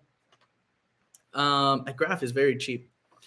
I like Dragon Chain. Algorand is so damn cheap. TRX, you know, there's a lot of different things. We made some very good money recently on a few different picks. Like, what was the other ones? There was Media Network. There was DYP. Index, Moose, you know, there's still opportunities out there to make money. And the reason why people don't know about these things is because they're too busy not learning what scales coins and you know, not learning outside of their echo chambers. And this is really one thing I hate about the crypto sector is they have echo chambers. And, you know, that's really one reason why I wanted to bring a voting system within Odd App. You know, I want to have it to where the community could vote on coverage on different picks and, you know, have democracy within our sector. And, you know, Odd App is going to bring that. You know, a lot of people have a lot of hot breath and they're not making products that make the sector better. I think Discord is the most toxic app. It hacks your data. It steals NFTs. It steals digital wallets. It's stealing your data. It's harvesting your data. It's selling your data. And, you know, Odd App is not going to harvest data. No data collection. Doesn't get sold to third parties. It's user-based, just like Twitter. And what's funny is I had the idea before it was announced for Twitter where I wanted it to be user-based because I didn't want bots. Twitter still got bots, and they're not going to get rid of bots unless they issue DID. And that's kind of why Robert Mao put up that tweet putting DID, because he knows he's not going to be able to take out the bots without DID. And that's the whole point of Web3 and digital ID. You can't have Web3 without digital ID. That's the point. Because let's say you guys did a decentralized ecosystem or decentralized marketplace on Web3, but you did not have digital ID. Then you would have a decentralized marketplace for anybody to do whatever. And use your imagination how sick this world is, okay? That's why you need to attach Web3 to digital identification, because that way people could find out who they are if they're selling and doing dumb shit. You know, if it's like, and I don't like cancel culture or whatever, but if somebody is selling fucking kids or some shit like that, then they need to get fucking roped, you know? So there's just different things like that. And that's the biggest issue. DID has been getting worked on for such a long time, for the past decade. And the reason why it's taken so long is because the technology is there. But what has taken so long to get to this point is consensus. You have to have a consensus on what data that you want to put out there. Okay. You know, you want to have trust, but you want to also have permissionless. So you have to have a trustless, or you have to have a trust system, but also a permissionless system. So imagine, you know, you guys, you go to the gas station or you go to the liquor store, or you go to the strip club, you have to show your ID. It shows where you live. It shows your driver's license number. It shows your full name. It shows your birthday. There's so much data that is easily given out that you guys don't think about because you're just so like routine in it, but it's a problem, you know? So with digital identification, you're going to have a digital wallet attachment. All your credit cards, your debit cards are going to be all in one place. And then when you go to the gas station, you're going to just be able to not show your face, not show your address, not show your driver's license, not show your birth date to somebody. You're just going to show them your code to your wallet, and then boom, it's going to scan it, and instantly the other person's going to know you're over 21.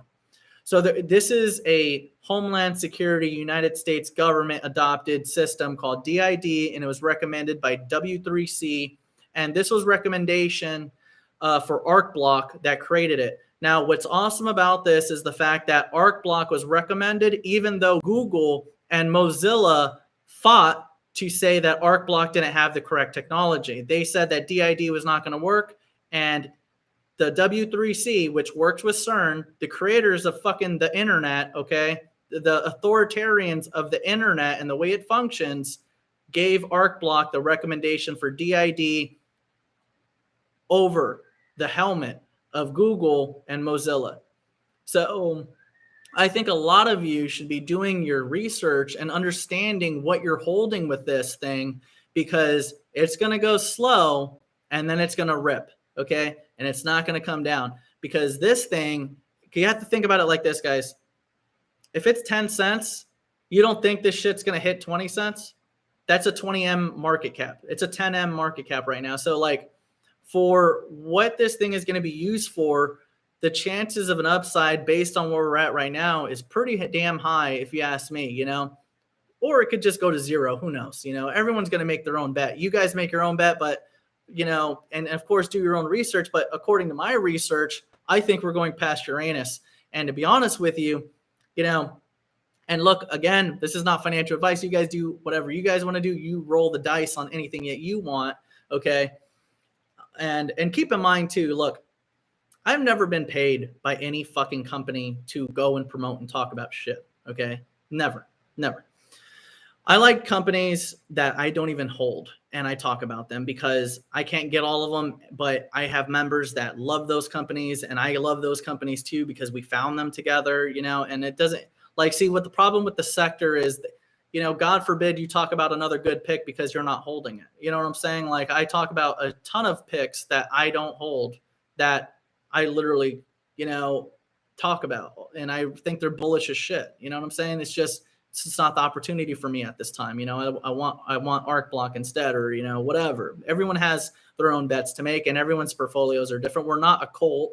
We're not a fucking, I mean, even though we're mega yacht cult, but, you know, we're not driven that way. You know, we don't do that. We're not an echo chamber. Okay. So there's that. Let me go on to the next topic. Okay. So ABT, Arcblock, and Sologenics are the biggest bangers that I see right now. However, there are a shit ton of other bangers out there that I like to call set and forgets, because they're so cheap or so decimalized. You could literally, you know, you could put $100 in it, you know, and you get a shit ton of tokens, and you could just, who's going to miss $100? Who's going to miss $400? You see what I'm saying? So like, for me, you know, when I'm buying these different picks, you know, I like to call some of these things set and forgets, because, like for instance, I caught Jasmine at 0.003 something or whatever, 0.0035, or I don't know. And I told people, I'm like, this is a pick. And, and if you do your research on this company, guys, look, don't take my word for it. You have Sony behind it. You have a lot of different conglomerates behind it. Toyota, Lexus, Honda. There's a lot of things going for it. It's fully decentralized. They have all the tokens in circulations. It's at an extreme bottom. I think ATH on it was a few dollars or so, but like to put a few $100s into it now and hold it for 2 years and just forget about it, it's a no-brainer. It's like buying SHIB right now. Shout out to John on this. I felt like it was kind of cool. I watch his stuff every once in a while, and I had caught this video one time, and he does say that based on whatever pick that he's talking about, he'll meet different communities. But I watched some of his videos that about coins I'm not holding just to watch, sometimes. But he was talking about meme coins, and he was like, I think it's okay to have like a meme coin portfolio, and I thought that was an interesting perspective, and he changed my mind on things of that nature, and I like that idea, or that ideology. Like, why not have like a meme coin portfolio for fuck around, and I thought that was great. You know what I'm saying? And I'm not a meme coin person at all. I really don't like them. But I see the point, and it's like, yeah, why not? So like, I think not that day, but I think we were talking about Dog, as it was doing a 2-3x at the time or something like that recently. I think it was a 2x. This is when Elon first announced that he was going to make payment systems for Twitter with utilizing Dogcoin, which I think will end up using Arcblock, because Robert Mao creates the Boss telecommunications payment systems, and he could convert anything. So I feel like he's going to have a play inside how exchanges or wallets are going to be able to exchange different coins and things of that nature, like a decentralized DEX, And, Sologenic has a solo DEX, and that's awesome too. I think that speaks volumes, for the narrative. However, Web3 has a different idea for a DEX, in the future, or, in the near future, you're going to have a decentralized exchange, but it'll all be done from your wallet. Yeah, you'll be able to scan it from a website or whatever, you could do it that way, but you're going to have it to where everything is literally just on the wallet, and you're custodian every time, so there's going to be different things coming up with Web3 that a lot of people don't really understand Web3 yet, and it's about ownership. It's about owning everything, so like, think about the App Store, the apps, like everything. You're not going to need to go through all these gatekeepers anymore. Because look what happened to Twitter. Twitter was about to get censored by Apple. I don't give a fuck what fucking Cook says, But, he put it that way, because Twitter, the app, is on top of those app stores, Apple could shut him down if they wanted to for censorship. And that's the whole point about Web3. You're going to get to own the store. You're going to get to own everything, So that's the big difference between Web 2 and Web 3. So when you're looking at Web 3, look and do your research, because a lot of these I'm telling you guys, 90%, I'm fucking serious with you. 90% of these companies that are saying Web 3, they're not Web 3. They're nowhere near Web 3. And they're on your favorite exchanges, the best exchanges out there, okay? Including Coinbase. So again, be vigilant in your research when you're looking at Web3, because that's the next bull run, is Web3. And you're going to be looking at a lot of companies, if they don't got nothing for you to own, the platform plus whatever you create, it's not Web3, okay? You're still fucking with Web2. So understand that part too. Let's keep going, and I'll go through your comments a little bit, guys. And keep in mind too, guys, don't forget to like, share, subscribe, MYCNetwork.CRYPTO across all social media accounts. Go to my community section. I uploaded awesome documentation for Arcblock getting adopted by Homeland Security and government for DID, because DID is going to be your access key to Web3. You heard it here first. And you will be using Arcblock whether you are conscious of it or subconscious of it.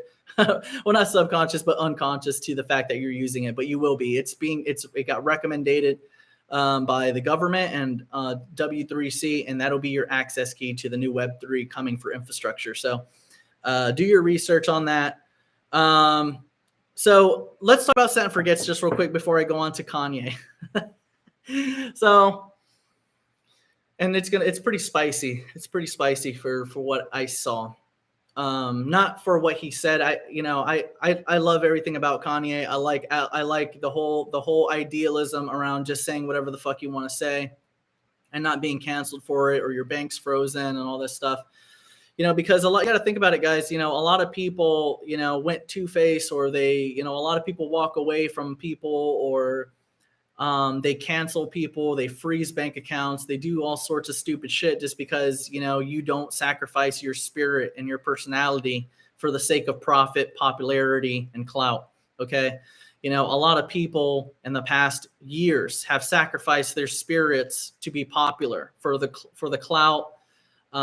Because somewhere down the line, Satan said that if you want to be accepted by the world, and if you want all the riches, if you want all the views, you want everything, you're going to need to sacrifice your spirit of right and wrong. And you're going to need to just follow the MSM narrative of what woke is. And a lot of people made that sacrifice. A lot of people gave up their individuality for the sake of profit and the sake of popularity. So for those of you that stood your ground and you fought the good fight, this is going to be the new cool. So I'll be going over that in a little bit. But, it's just, we should remember those people, because those are the people that you cannot trust. They don't have the confidence. They don't have the loyalty. And, chances are they're probably communists, because, the only people that surrendered to woke, the only people that surrendered to that bullshit were communists. Weak ass people, weak ass minded people that surrendered their individuality and their spirit for the world, and that's the problem. But let me go to set and forget. So again, we were talking about Jasmine. So Jasmine was nice. I think ICP is a great one as well. It's not as cheap, but I think $4 is still pretty cheap. I know it's been a painful hold. But, there is a narrative that FTX fucked up on ICP. And, they do have a pretty strong community that, I like everything about it. It's pretty nice. And it's a 500 million coin cap. It's pretty pricey, but I do think it'll move pretty well as we go into the future, because you got to think about it. ICP is bringing smart contracts to Bitcoin. So that's pretty bullish. I think it's going to do tremendously well as we move forward into the future. What other stuff? So like set and forgets are things that you could, just put shit in it and you just forget about it. You're not really bullish on it. I mean, you're bullish on it, but like, it's not something you want to pack an extreme bag on, like Jasmine. I think Jasmine is a good, that's the only thing that you want, it's a very good company, but for me, like, it's just a set and forget, I bought a few 100,000 or so tokens of it for very cheap money. And I just put it in my ledger and forget about it.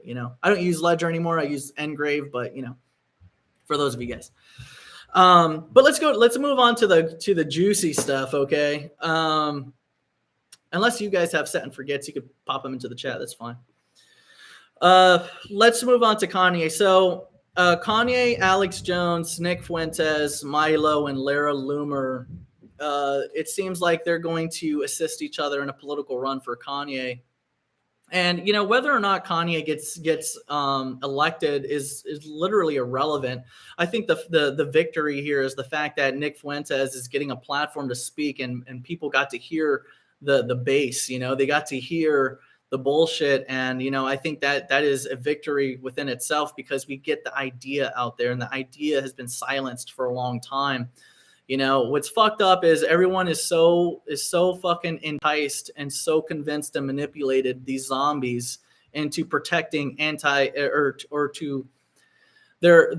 put it this way. Here's what I'm saying.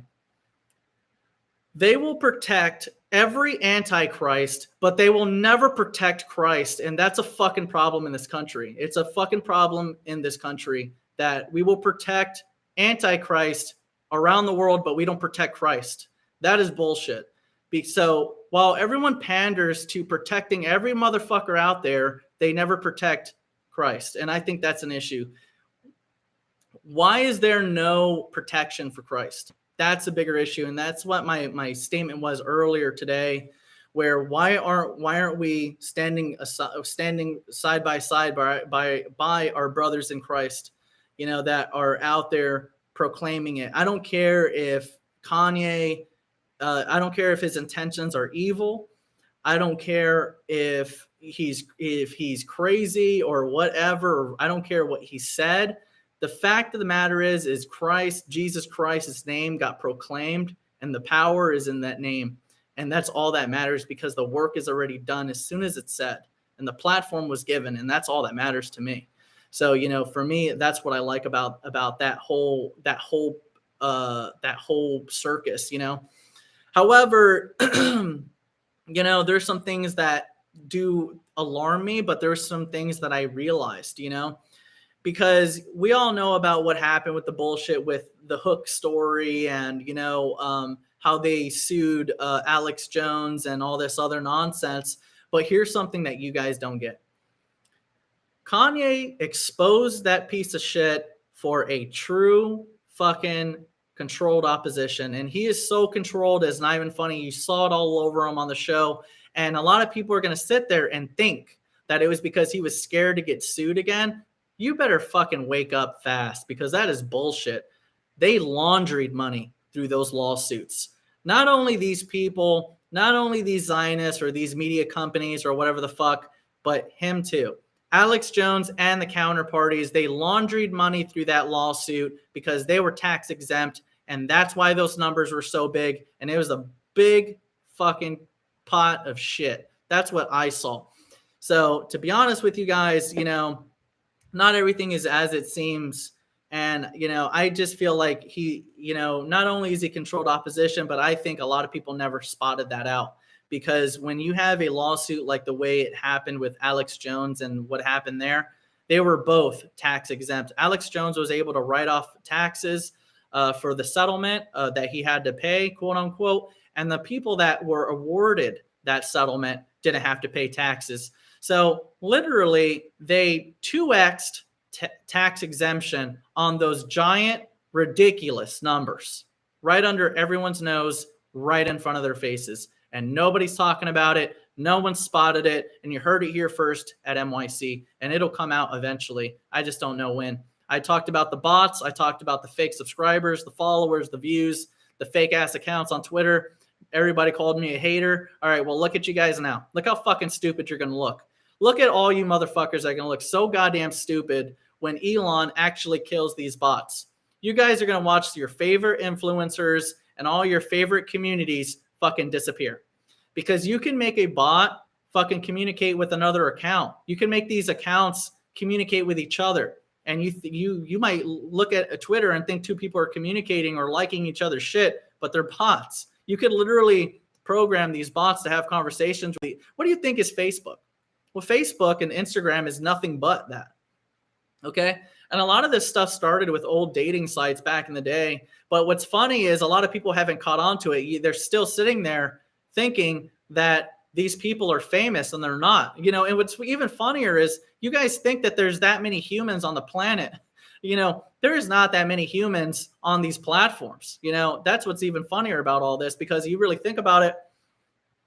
You go on Facebook, you see these check marks and, whatever. And what's sad, and to be honest with you, I don't know if Elon is going to cover up for this because he doesn't want to receive the heat, but I think there's a firestorm coming, and I don't know who's going to say it first. I said it first, but I don't know who's actually going to make it a problem on national television that there was a lot of misallocated capital that was scammed or fraudulent because of these marketing companies selling these bots to make sure that the customer was buying confidence in the form of followers and subscribers and likes and engagements to make users of whatever platform they were utilizing or manipulating to make people think that they were something, to make people think they had a community, to make people think that they were cool or legitimate or worth listening to.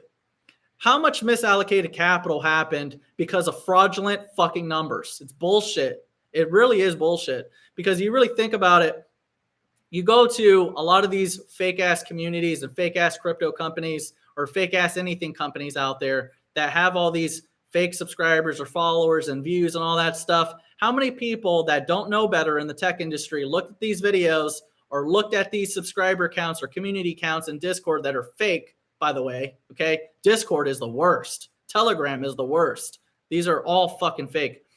You'll sit there and they'll sit there and say, oh, we got, you know, a community of fucking 50,000 people, 100,000 people. And literally there might be fucking 50 or 100 people. And those 50 or 100 people think because you paid for fake numbers that there's a community supporting that project and they're buying it because they fraudulently thought that there was a community and there was not. How much misallocated capital happened over these fraudulent numbers? And that's what it was. Fraudulent numbers. MYC has never participated in fake shit. No fake bots, no fake communities, no fake likes, no fake views, no fake subscribers or followers, none of that shit. And what's funny is all of us here at MYC are human, okay? And we're entering into a dangerous, slippery slope of a time right now. And Elon is becoming more and more of a eugenicist. I don't give a fuck what kind of clown face he puts in front of you guys, but he is a eugenicist. He is selling a product telling you that it will evolutionize the human body that God has given you. And God gave you a perfect body that needs no amplification. It doesn't need anything but what it was designed from the beginning. So this guy is talking about Neuralink within 6 months and doing all this and this and that. And all they're going to do is it's getting closer and closer to these wallets and closer to everything else. Guys, Nazis are among us, and they're your friends. They've been broadcasted to you as your friends, and they are not your friends, okay? There are fucking weird-ass humans out there that have been so polarized within their sector because that is the echo chamber that they live in, and they will go to the furthest point of that sector to a extremity, to a polarization that is unhealthy. Neuralink is unhealthy, okay? Biochemists and fucking random ass software developers have gotten so infatuated with the pharmaceutical industry that they now think that you need them to survive, that you need them for these products. And they will do anything, including infiltrate your governments, in order to feed you and your children poison. That is a fucking issue to me. So again, not everything is as it seems on this earth. And I think a lot of people need to realize these things before it's too late, because we are not far away from people advocating for human capital, from people advocating for human value, because I believe in human value. That's what I believe in. I don't give a fuck about robots. I don't give a fuck about computer labor. Okay? I think that humans now need to focus and concentrate and preach the fucking word of human capital, because there is no greater value than human capital. There is no greater value than human capital, okay? Human capital is the most limitless, valuable, best computing system ever created on the earth, not these computers, okay? You may think that you can't do a lot of these things, but it's only because they make you think that you can't do these things. There's a lot of powers that we have that people limit from us based on their marketing and based on whatever they want to sell to you. Okay. So again, you know, not every solution, as much as I love the tech industry, you know, we're getting to the point, guys, where we need to advocate for human value. And that's all I'm saying, you know, and we better do it before it's too late, because we're getting there. You know, and it's going to get more and more dangerous. But, you know, going back, you know, sometimes I just get really full sweeps, you know, to be honest with you, you know, the one thing I do like about this whole yay thing is the fact that a third party is rising. And I've been talking to you guys about a third party rising for a long time. You know, a third party needed to rise. It's a two-party system hoax.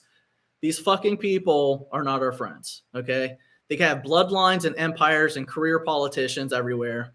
They have foreign interest everywhere. We got an infection within our country.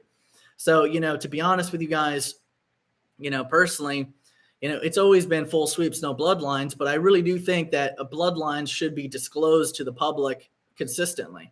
I think that we need to consistently talk about who's related to who, and bloodlines need to be cut off from the political system after one term.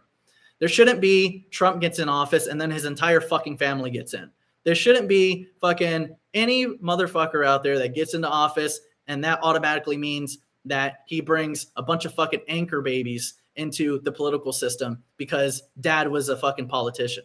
That's bullshit. And we need to stop having so many goddamn lawyers in there too. We need fucking random fucking patriots from the ground level that are going to have a real perspective on what actual citizens go through, not these fucking Muppets. But, you know,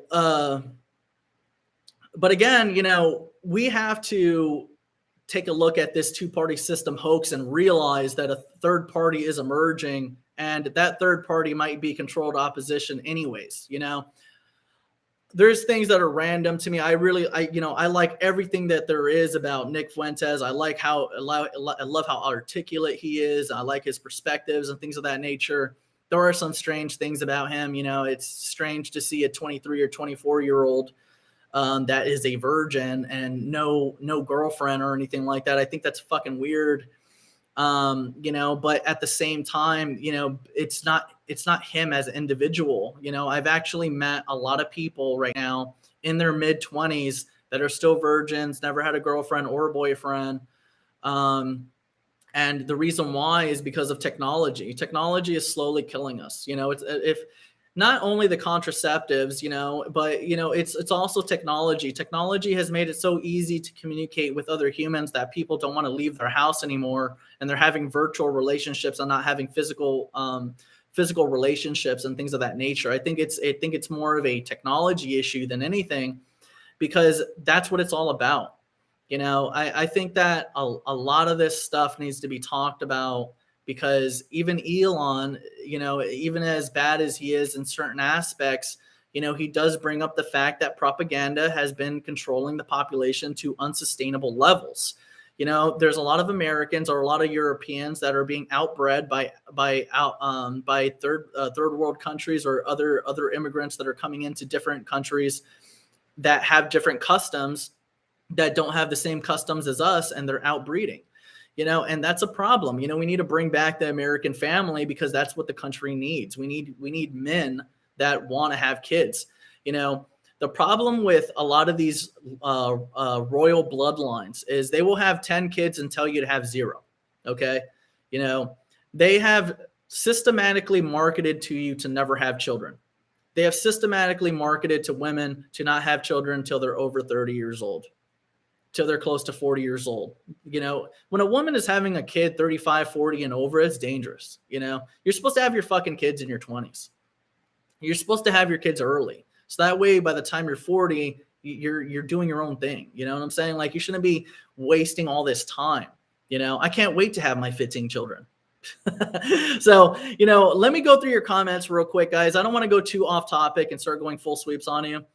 But I do like what's going on with it. You know, I think a third party is needed. I don't know where this is all going to go. You know, I would love to vote for Ye just for the fact that he's platforming so many people that need to be heard. But, you know, I'd be really honest with you. I don't trust Alex Jones. I think he's a controlled oppositionist. And, you know, he's clearly still propagating that a story happened that never happened. And also, you could tell that there's no doubt in my mind that those parties utilized that lawsuit for tax exemptions on that amount of money. It was a ridiculous amount of money. And all of it was tax-free on both sides. Okay. He got a tax write-off, and the counterparties didn't have to pay taxes on the reward. But not only that, you know, you take a look at Loomer and who else? Milo and all that shit, you know.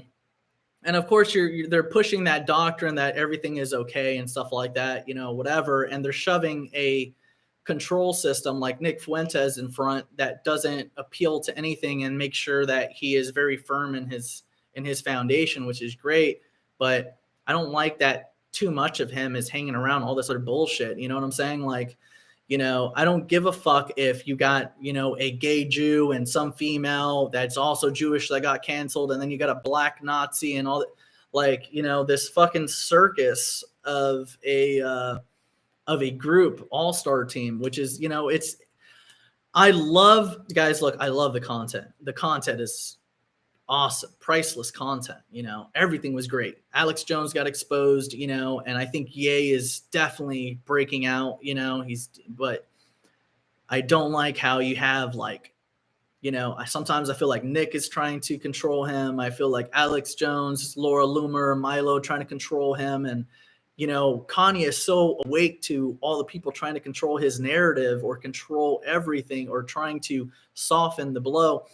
You know, I just don't like seeing all of it happen. It's like, you know, you watch the Truman Show when Truman finally realized that he was getting fucked around with, he started testing everybody, and everybody would respond back to him to pretty much expose themselves that they were trying to control him. You know, and that's what I see. I feel like what's happening to Kanye right now. Kanye is literally around all these people trying to control him still, even if they're on his side. You know, I mean, personally, I don't even think he should run for office. I think that fucking Ye and fucking Nick should just start their own podcast and just start fucking blaring or start just, you know, put it this way. It's like Brennan. Brennan was called out or fired because he was better as a media reporter and he would be more stronger as a media reporter than a political figure. You know what I'm saying? Like, that's different. You know, so there's a lot of different things that that I saw or that I see out there. I like the movement. I like everything about it. It's definitely the third party rising that I've been talking about for years now. And it's good for the country that we're getting there and stuff like that. But we don't need celebrities to talk for us. Okay. I'm so tired of celebrities talking for us. You know what I'm saying? Like, we need people from the ground level. That's who we need. If we're going to have a real third party rising, okay, they don't appeal to the voting system. They don't appeal to the two-party system hoax. They don't look for qualification or legitimacy or acknowledgement from this bullshit system, okay? If McConnell himself literally fucking admitted that it was a rigged election and that it was a rigged system called Dominion and that it was okay to sweep it under the rug because it was just too big a story and it was bad for democracy and all this bullshit. You know what's bad for democracy? A fucking fake ass system. That's what's bad for democracy. So what should be done is we should throw everything out. We should throw every illegitimate president out. We should throw out every fucking bullshit law that ever got implemented from all these hoax ass presidents. All of them. All of them. If Trump wasn't supposed to win, the system wasn't the right way, you know, none of these guys deserve to be off. They should have appealed. They should literally, that was national security at that time. What should have happened at that time when they announced that was everything should have shut down. Literally, everything should have shut down. They should have went through every law, every president, and deleted it and removed them from history. Literally, that's what they should have did all the way back until the first time that shit was implemented and start over from there.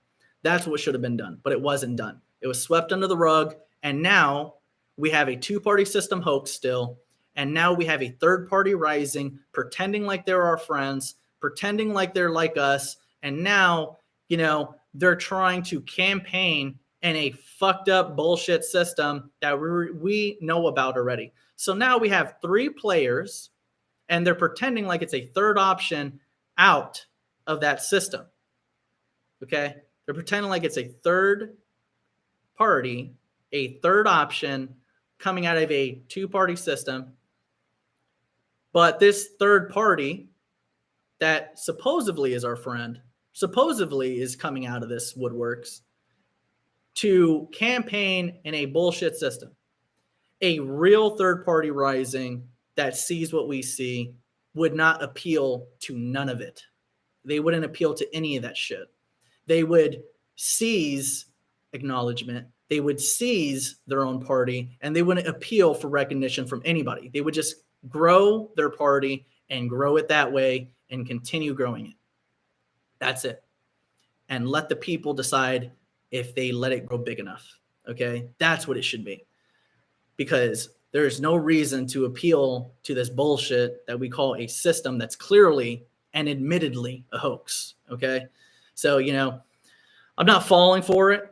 But I like it, I like it because it does have, that, it's definitely appealing, and it's getting the idea out there. I think the greater good is there, but I know what reality would be like. Okay. I know logically what a real reality would look like if a true third party was arising. Okay. That's all I'm going to say. I'll go backwards. Drewski says, dude, you should run for governor. Well, it depends if the Zionists let me get in. DeSantis. Guys, I heard a lot of things about DeSantis, and I know a lot of people are saying that he's not, he's nothing of what they're saying. But I don't know. It's kind of changes my mind a little bit. Like he's constantly doing a lot. I mean, one thing I do like about Kanye is he did say that Obama was the first Jewish president. I thought that was pretty nice. I thought it was pretty great. I don't know if there's any conflict of interest going on there, but it definitely reminded me of what he was talking about, because you take a look at a lot of our political systems and you take a look at a lot of the people that were celebrities and end up turning into politicians. They come from Hollywood. Like stop fucking electing celebrities. If you guys understand that Hollyweird exists and the people you look up to were created in Hollywood, then why would you elect them? Okay. There's just certain things that really piss me off about the way people think, because, and I'm sure it's because of all the marketing that they do. They shift your attention span everywhere, and it's hard to see a lot of these things that happen. But, I think that people need to wake up to the manipulation, because, it's definitely clearly seen. Here, wait, I have a good picture of Obama. He's a nice one. I like that picture. It's a good picture of Obama right there. Great one. And to be honest with you, I thought he was Muslim. I really did. I thought he was Muslim, and now he's actually Jewish. But to be honest with you, I could have sworn that when he first came out, he said he was Christian. So we have a lot of politicians faking to be a lot of things. And I just think that needs to stop. We have to really stop electing celebrities and giving these celebrities any sort of clout and all that stuff. I really don't like it. But let's keep going.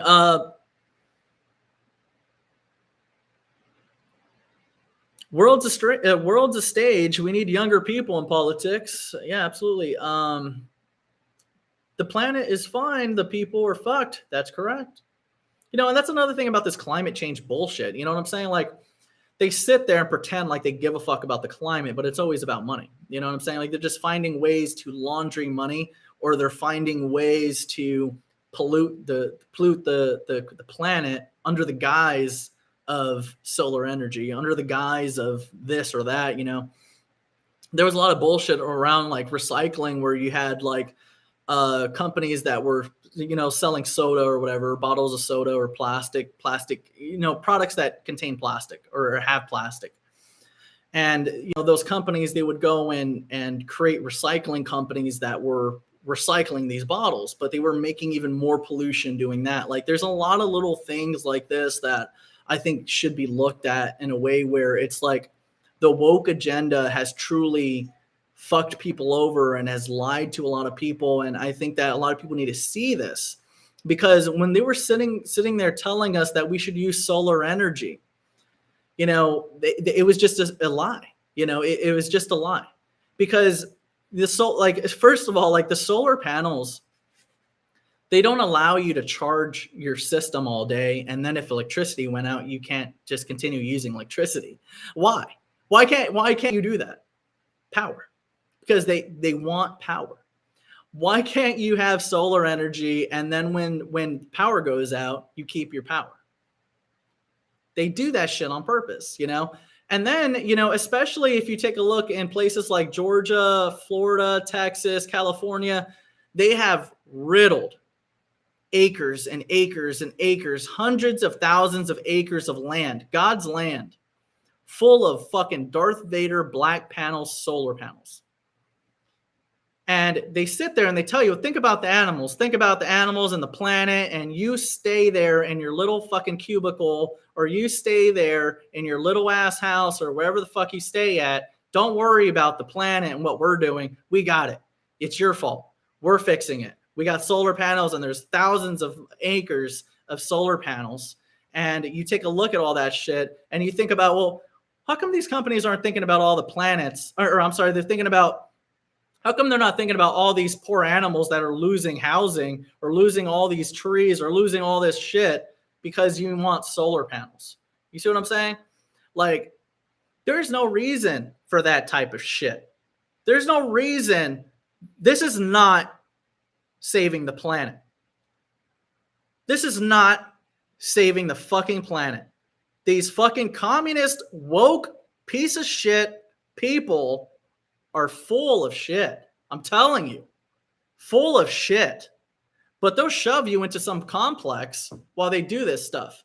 Because while they shove you into little holes, they sit there and pollute the earth and create these literally like these District 9 areas. You know, it really is looking like that. You know, I don't know if you guys looked at Vegas at all or anything like that.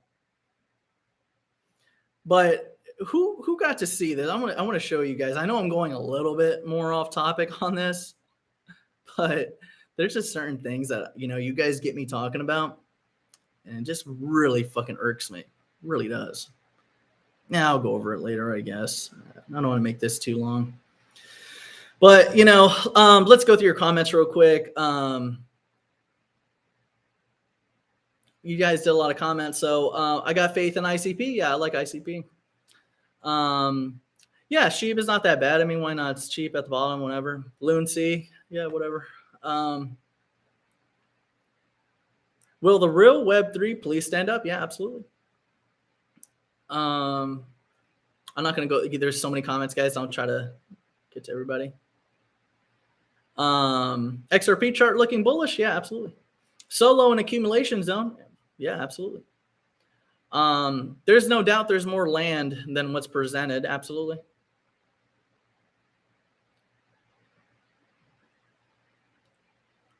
So the XRP delist, yeah, that has nothing. I mean, guys, it was the Coinbase wallet. It had nothing to do with the, I mean, it was already delisted on the exchange, but it doesn't matter. I mean, guys, look, see what a lot of these exchanges, you know, want to keep pretending is that they're needed, but they're actually not. They're really not needed. I mean, they'll have a place in the sector, I believe, you know, no doubt, you know, but in the future, they actually will not be needed. You know, you're not going to need an exchange. You know, you're just going to have a wallet and you'll be able to do everything from your wallet.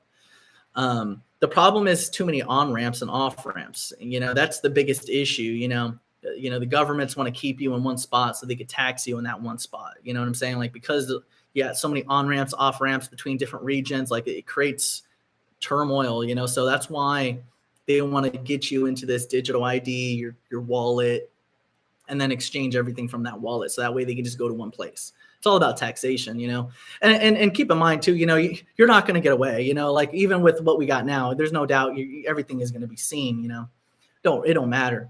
They don't care about what you're doing. They care about you paying taxes. You know, that's all this is all about. You know, I used to tell people, I'm like, you know, crypto is going to be what fucking pays off the tax deficit or the debt deficit.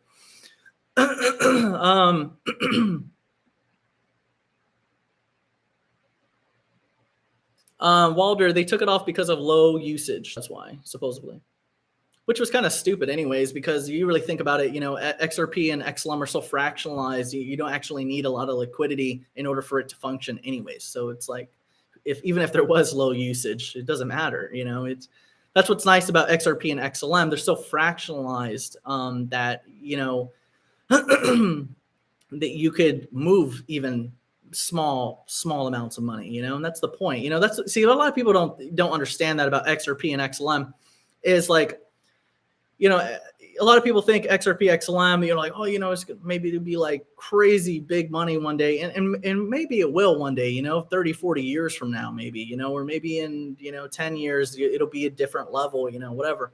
But ultimately XRP and XLM, they're created, as cross-border payments, and the cross-border payments, you're utilizing a currency between different currency systems, and not everyone has a USD, that is, able to be divided up. And, like, think about it.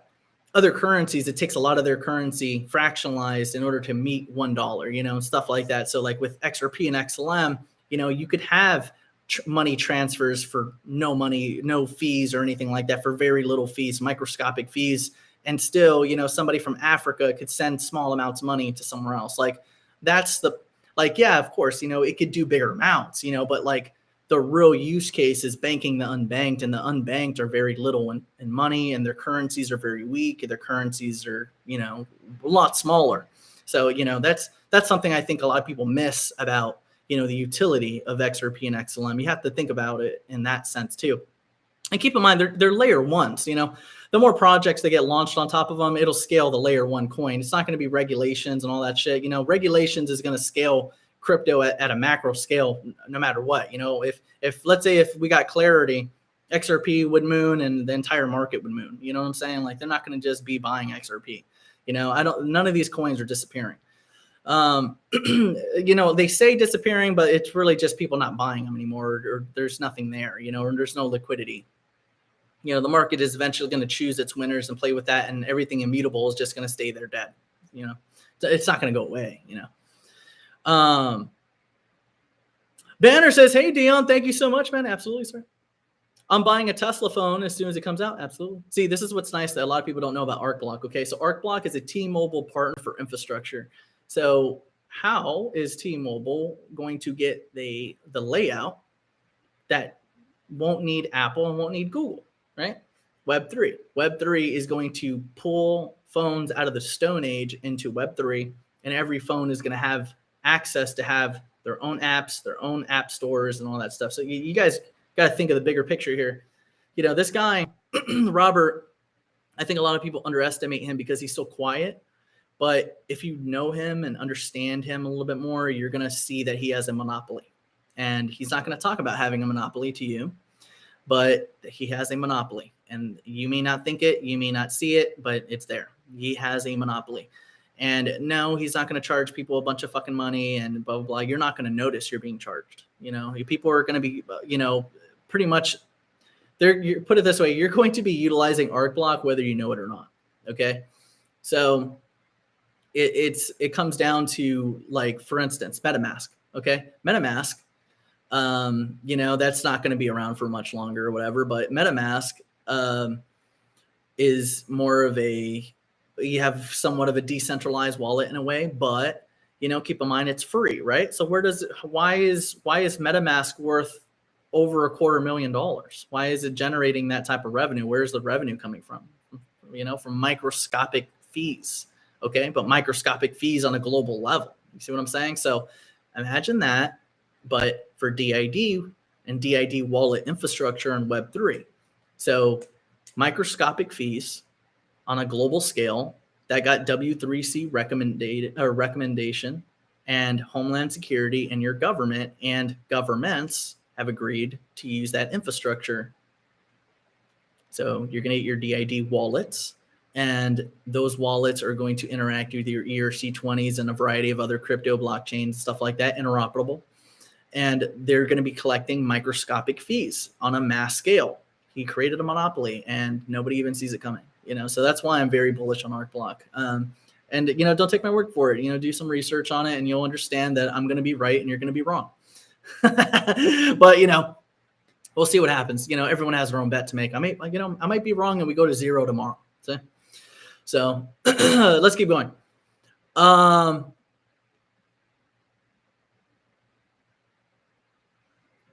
Okay, so when it comes to XRPL coins, I think all of them are actually bullshit projects. The only thing that I actually like on the XRPL is EQ and Sologenic. Those are really the only things I like.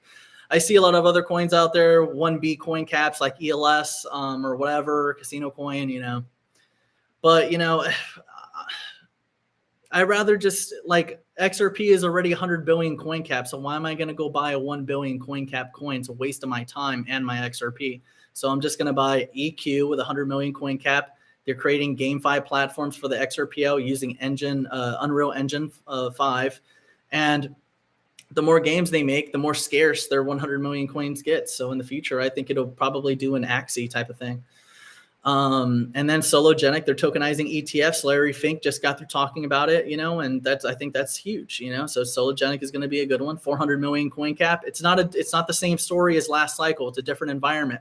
Last environment, half were locked up. 400 million coin cap, only 200 million were available. Okay, this is going back to that same essence, though, guys, about the opportunity. Okay, of Arcblock. Do your research to find why it has extreme utility first. Okay, but look at the tokenomics. 186 million coin cap. Only 99 million will be available to be sold. Okay, the rest stays locked. So you got 99 million coins circulation. Total cap fixed. 186 million coin cap. So there's no other 200 million locked. This is just 186 million coin cap. You get it? Okay. You guys will get it. You'll remember. I'm telling you guys, you're going to remember. You're going to remember, especially like shit like Jasmine too, even when it's decimalized or whatever. A lot of these other coins like Tone, QSP, Colvol, Silo. There's another one I'm forgetting about. We talk about over 100 pick stocks crypto every day, so I can't remember all of them each video, but we do every video I have, I talk about 8 to 15 picks plus, but that's why I don't make a video every day, because I'm not, see guys, like I'm not doing this for audience. You know what I'm saying? Like if I was doing this for audience, I would make like a video on like one pick at a time and whatever, but it's like, gonna say what I gotta say, blah blah blah, and then I'll see you guys when I see you guys when I got time to do another video. I wanted to make time to talk to you guys, but we've been busy, man. Odd App is here basically. Hey Dion, thank you so much. Absolutely. Mao Cartel, absolutely. Run Up Get Done Up says it's fucking over. Divorce now, make money later. Absolutely, sir. That Knock Life says point of leverage with just a little bit is retarded. Anyways, win 100 on $20, but soon enough you'll want to win 1,000, then 10K, then you're liquidated. You're fucking right. That's exactly what happens. You little increments, and then you're gonna say, "Oh, I'm really good at this, man. I can really do this, man. I know what I'm doing," and then you're gonna get fucked. If I decided to DCA more into ABT instead of gambling, I would be up quite a bit. This seems like the final cliff, the DXY. Yeah, the DXY lost the 105 support line, so, we could be in free fall. Now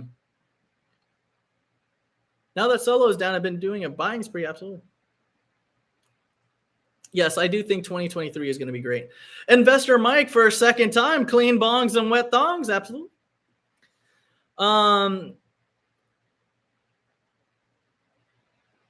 Yeah, FTX was Solo's competition with tokenizing assets and stocks. Now Solo will be the standard. Probably. I believe it. Goober says MYC #1. Absolutely. Brian the Nickel says 38K just went. Oh man, we aren't late. Yeah, it is. I think this crypto sector is smaller than you think. I did think that was weird. You had Mario. You had Mario, and you had a set of a ton of other influencers with 1 million plus followers, and only 38K people listening to that chat with SBF on Twitter Spaces. This space is 95% full of shit. I'm telling you guys, 95% full of shit. And then people wonder why there's so many people that fucking hate me, because I sit here and I'm like, they're full of shit. And of course, they don't want you to come here and listen to me. Quentin says, "Sup, D?" Absolutely. What's up, man? I don't know, man. Bearable Butters is the fucking truth. 589. That Knock Life says this live stream has checked in safe from communism. You're correct, sir. It's full sweeps, no bloodlines here at MYC. Blue Zellish, Bluezill, ABT. Guys, don't sleep on Bluezill. It's going to be a nice one. Sam, MYC, I'm still slacking Arcblock each week, but in your opinion, non-financial advice, how long do you think we have to stack? I mean, well, guys, look, this is what I keep telling you guys. Stop looking at what's happening today and stop looking at what happens in a month, okay? The people that are going to make the most money are the people that are going to hold from now and for 2 years, okay? Because people think that the bull cycle is going to be like, okay, we're dead. Oh, we're up and we're up. You know, like, no, it's not the way it happens. It's going to be, we're dead. And for 2 years, we're going to go in a slow ass increment up. And that's how it works, you know? So instead of fucking being retarded and jumping and wrecking yourself everywhere, like, relax, just stack DCA, do your thing and hold long. The people that are going to make the most money are not short players.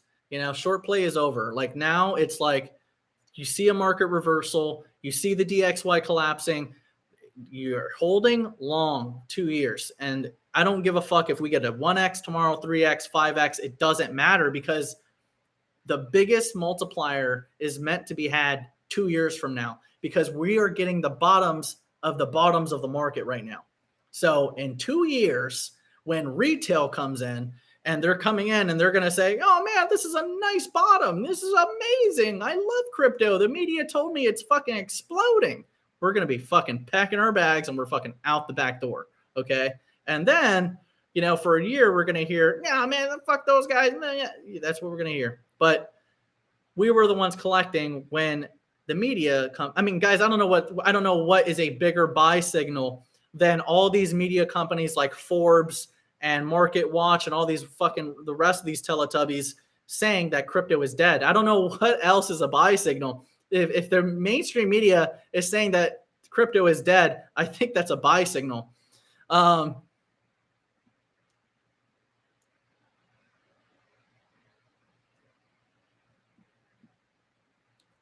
That's correct. CZ is a communist. Absolutely.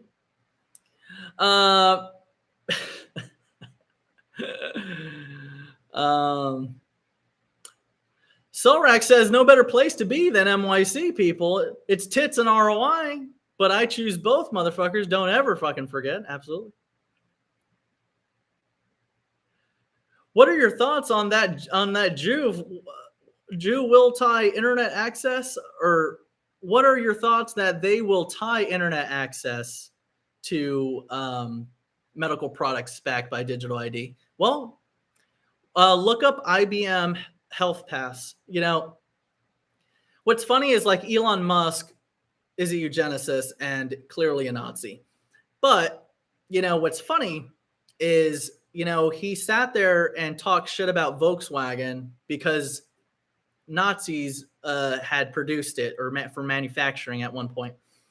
So why doesn't he bring up like IBM? Because, you know, FDA, IBM, they're all in bed with each other, you know, and IBM is actually issuing the Health Pass.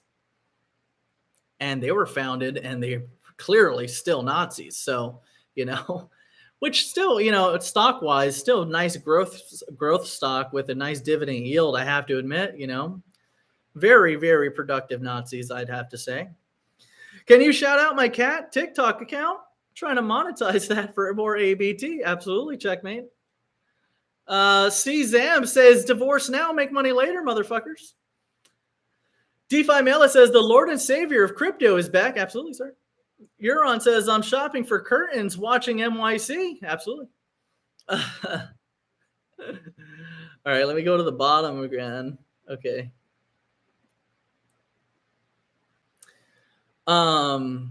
XRP drops like Satoshi's like Bitcoin. Yeah, never know. Oh yeah, CZAM. Yeah, SHX is definitely a nice set and forget. Absolutely. I actually got some of that. Nice. Crypto John says, are they keeping the remaining supply locked? And will they ever release it? No, it's part of the business model, because basically whoever builds on it, they're utilizing that as kind of like incentive for developers to build on it, you know? So I doubt it'll happen like that. And keep in mind too, you know, the business model, the way it is, the blocklets and the services and products, they're paid for using ABT. So I think the business model will rotate with or without investors. So I think it'll still scale, even if, you know, retail wants to dump, or if, let's say, a business wants to sell. Like, I don't think that there's going to be something like that catastrophic or anything like that. And the reason why is because of the way the business model was set up. So I don't think it'll make that much of a difference. But they have not sold since 2017, and they don't plan to. And the reason why, and it's not locked or anything like that. It's just like they have it set up, the tokenomics, the way they set it up, because on the white paper, it said that they wanted only 99 million available for sale, and everything else has to stay internal with whoever the developers and builders are. And they rotate that as an economy using ABT as the standard, which is like the standard medium of exchange in the background. So even though, like, let's say companies are selling products and services utilizing Arcblock, if you want to accept Bitcoin, ETH, or Dogcoin, or whatever the case, through Stripe or whatever, you may be seeing on the front end that you're using Dogcoin or Bitcoin or ETH, but on the back end, Arcblock is converting everything for you, utilizing Arcblock as the exchange or the vehicle of exchange, and then sending you the USD on the other side, or the dog, or whatever you want to be paid in. So like, I feel like, business model wise, it's going to be sustainable. See, that's the beauty of Arcblock. Like, see, what I'm waiting for is not investors. I don't give a fuck about the investors. I care about the business model. The business model is going to scale Arcblock because the token was integrated into the business model as a medium of exchange. So in order to utilize Arcblock, you need to purchase Arcblock. So the companies need those for blocklets. So no matter what, you're going to have a nice flow of customers that are going to scale the coin, not investors. That's the beauty of these Web3 projects. The Web3 projects are going to have sustainable business models that aren't market driven. So that's what's funny about a lot of people right now, like that are still Web2, because Web2 investors, they just, oh, well, is there marketing going on? Where's the marketing? And that's Web2, because it's market driven growth. Okay. Marketing driven growth, no business model. Sell tokens. That's the business model. Web3, you're going to have business model, medium of exchange, and then Web3 decentralization, where you own everything you create. Just bought some more Arcblock today. Absolutely. I mean, what's funny is like, and shout out to you, Crypto John. I was talking about you earlier, actually, where you brought up a meme coin portfolio. I thought that was genius. I thought that was very smart. And it actually made me want to buy meme coins. I was like, yeah, that's true. Why not?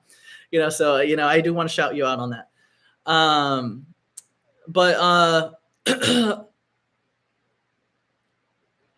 Where was I getting at? I wanted to tell you something. Just bought more Arcblock today. Oh yeah. Okay. So again, the bull cycle, you're holding things right now and holding them into the bull cycle. And it's going to, whatever you buy now, you should be holding for 2 years. You know what I'm saying? Because you're at the bottom of the market. You're at the bottom of the market. So, the bull cycle, when it comes, is not going to be, dead bull cycle. That's not the way it works. You're going to be at the very bottom. It's dead market, very bottom. Okay. But this is the bull market. The bull market will be like this. Okay. And you're going to go up. See what I'm saying? And that's going to grow over time. So a lot of people, they think, okay, well, I'm going to buy Arcblock and it'll be dead. Oh, moon. It's not going to be like that. It's going to be, 2x, 3x, 4x, 5x, 10x, 20x, 50x. Like, it's going to be like that, and that's going to happen over increments of time. It's not going to happen in a spurt. You know what I'm saying? Like, this is one reason why I don't like some of these other coins that like pump too fast, because it skews the real perception of the way these coins are going to scale over time. And, we don't need gamblers. We need investors. That's, you got too many gamblers, you're going to get a bunch of people that are just upset because they had false expectations. It takes 2 years of growth to get to, if you want a 50 or 100x multiplier, the 50 or 100x multiplier or 500x multiplier doesn't happen over a course of 1 month, 2 months. And it goes like this. Okay. Your 100 and 300x multipliers. Okay. And including, okay, Sheeb or any of these other decimal picks like Jasmine, those 300x, 500x multipliers are not going to come for the short-term player. They're going to come for the guy that bought today and then held for 2 years, and he got 1x, 2x, 3x. Here's 1 year mark, 10x, 20x, 30x, 40x. And then around here, around this area, when you're at the peaks, that's when like the media says everything great about crypto and that it's, adopted and all that shit. By that point, you're out the back door, you know.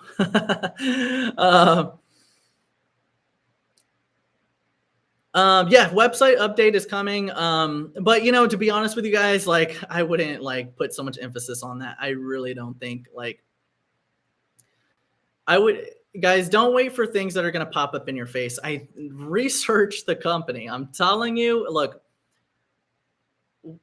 just do this. Do this for me. Okay. For those of you that are too fucking lazy. Okay. And for those of you that can only watch a 2-minute video. Okay. For those of you guys, go and watch 0 to 1 by Peter Thiel. Okay. Robert has been telling you that's his favorite book for a reason.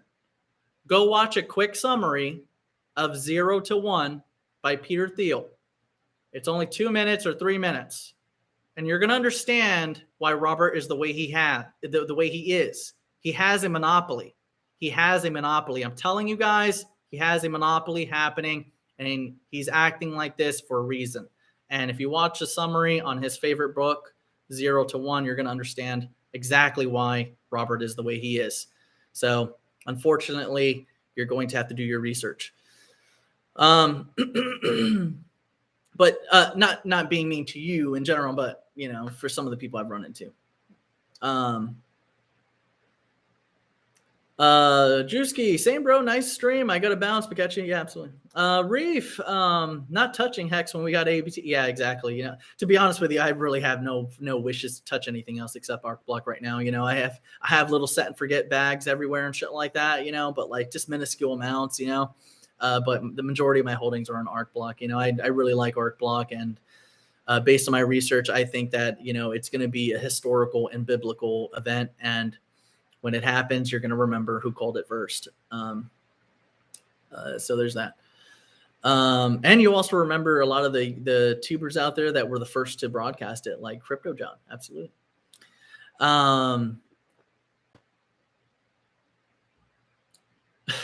Portal Dream says, fuck the Teletubby crews out there. Absolutely. Walter says, more bearish news will come in bottom and most bullish news will come at the top. Correct. Exactly. And what do we got?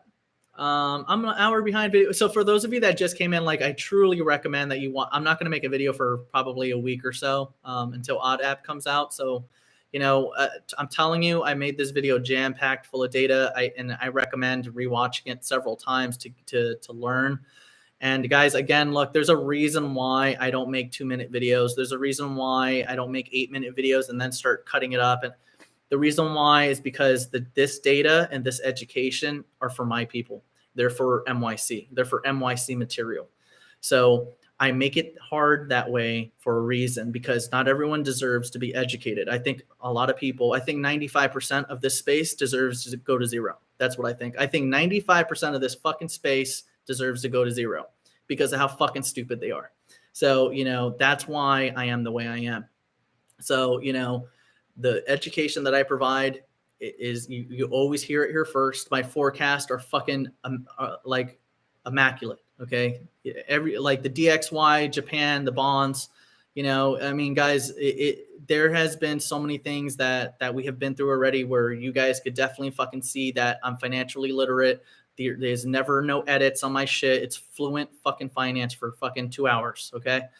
So, you know, and a lot of these guys, they're going to talk shit, guys. There's a reason why they talk shit, because they don't want you to listen to this education. Once you listen to me talk and then you listen to a yo-yo talk, you'll know who's hating. You'll know who's hating, period. There's a night and day difference. You know, there's a big ass difference between an M&A background and some fucking random fucking account on YouTube or Twitter or Discord or any of these other fucking fake ass phony people. Okay. Big difference, big ass difference. Not saying that all people are bad or whatever, you know, because there's good people, there's good YouTubers, good influencers out there, good people that are good teachers out there and stuff like that. You know, I don't want anybody to skew that I hate everybody or nothing like that. I know I sound mean and shit like that, but I have a big ass heart for a lot of our people out there. But I know there's a lot of sacks of shit out there too. So, you know, you people know who they are, and real recognizes real. You know, a lot of people know who I fuck with and who I don't. You know, so. And again, guys, look, I've never been part of the woke agenda. I've never been a person that wants to be accepted by everybody. I never wanted to be included in a saturated market. I never sacrificed my spirit. I never sacrificed my individuality for popularity, clout, or profit. I stayed myself, and I stayed politically incorrect. While a lot of people walked away from me, went two-faced, acted like shit. A lot of people didn't want to associate with me because the way I am, you know. But what's funny is the new emerging market is exactly what I told you guys it would be a couple years ago, because I kept telling people that, you know, for the same people that told me a comedy finance network would never work and you know, they always said, you know, no, you gotta follow the algorithm. You have to worship the algorithm. You have to say all the right things. Make sure you say boys and girls. Make sure you don't say anything bad. And, you know, this is that. You're going to get shadow banned, you know. And I've already showed you guys proof that they remove likes. They remove views off my videos. I've showed you guys everything that they remove and silence. And they, like, literally, I've showed you the videos where they remove literally 1,000 views from my videos. I know we have a big ass community. You know, so the reason why I talk big is because I know my real numbers are not presented, you know, so, and there's a reason why people give a fuck about what I say. What if we were so irrelevant? Why would people give a fuck about us? Why would we be the #1 discussed community in the crypto sector? Why? You know, why would, if we're such sacks of shit and we're worthless, why do people give a fuck about what we think? Think about that. You know, so these numbers that you guys worship on these fucking YouTube streams and these algorithms, they're not real. They're not real humans. It's bullshit. You know, YouTube literally, and TikTok, by the way, you know, will, you know, if you say the things that they want you to say, they will literally fluff your numbers. They will fluff your likes. They will fluff your views. They will literally do all these different things to mentally reward you to do that again. So that way you do it again. And they'll give you more views. You know, they literally do this shit to you on purpose. Okay. And the system is made that way on purpose. You know, if you're going to be in this industry, if you're going to be in tech, you better understand what the fuck is used against you and manipulates you. Okay. There's a lot of shit that is literally like completely like, I rather call it fraudulent, but it is what it is. You know, and it's not saying that people do this on purpose. It's the platforms. You know, it's not only people, but it's platforms too.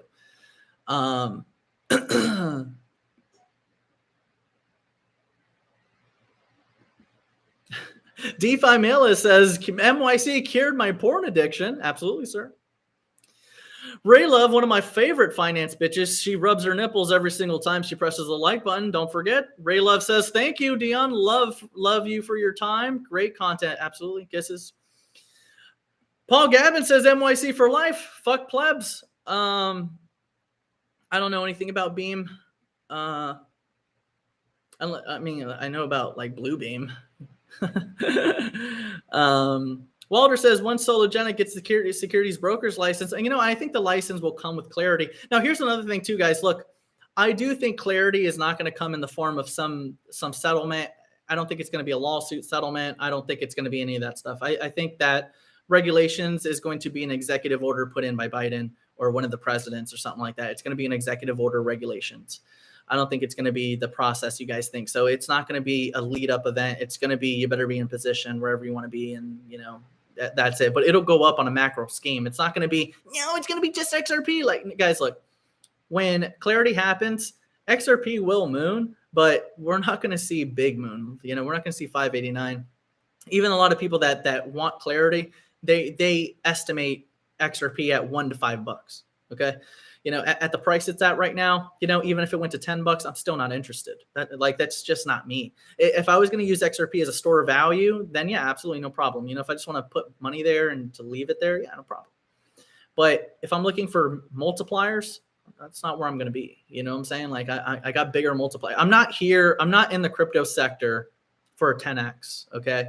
You shouldn't be in the crypto sector for 20x. Okay. And the only way you're going to get 100 to 500x multiplier is if you hold your nuts for fucking, or, you know, for my finance bitches, if you hold your tits for at least 2 years, you know, the bull cycle is not going to be dead. And, you know, it's going to be like, it's going to be a longer incremental climb, and you're not going to get the multipliers. And that's why I tell people like Jasmine is a good example. Like it's 0.00, whatever it is right now.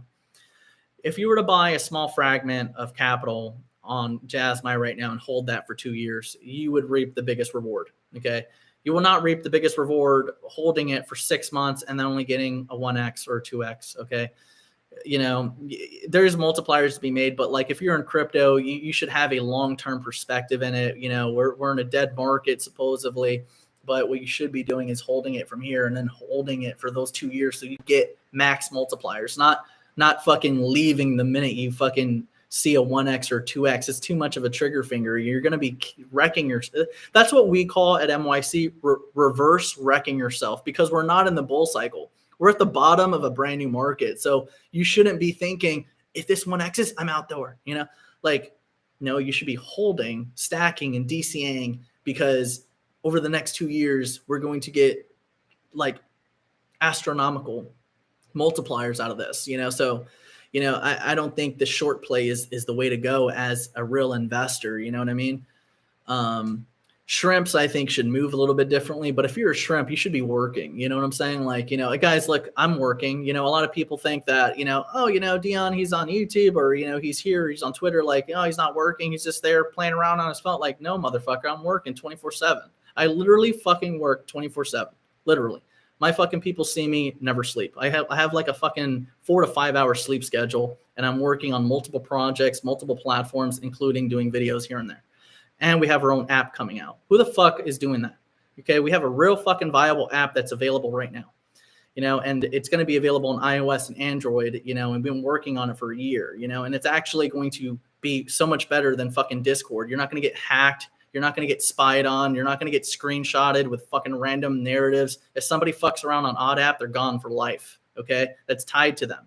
They're not going to be able to make another Gmail. They're not going to be able to make some random ass fake account anymore. If you fuck around on OddApp, you're gone. That's our app. That's our platform. So you better come there and you better have your shit right, because once you're gone forever. Okay, it's not going to be like Discord.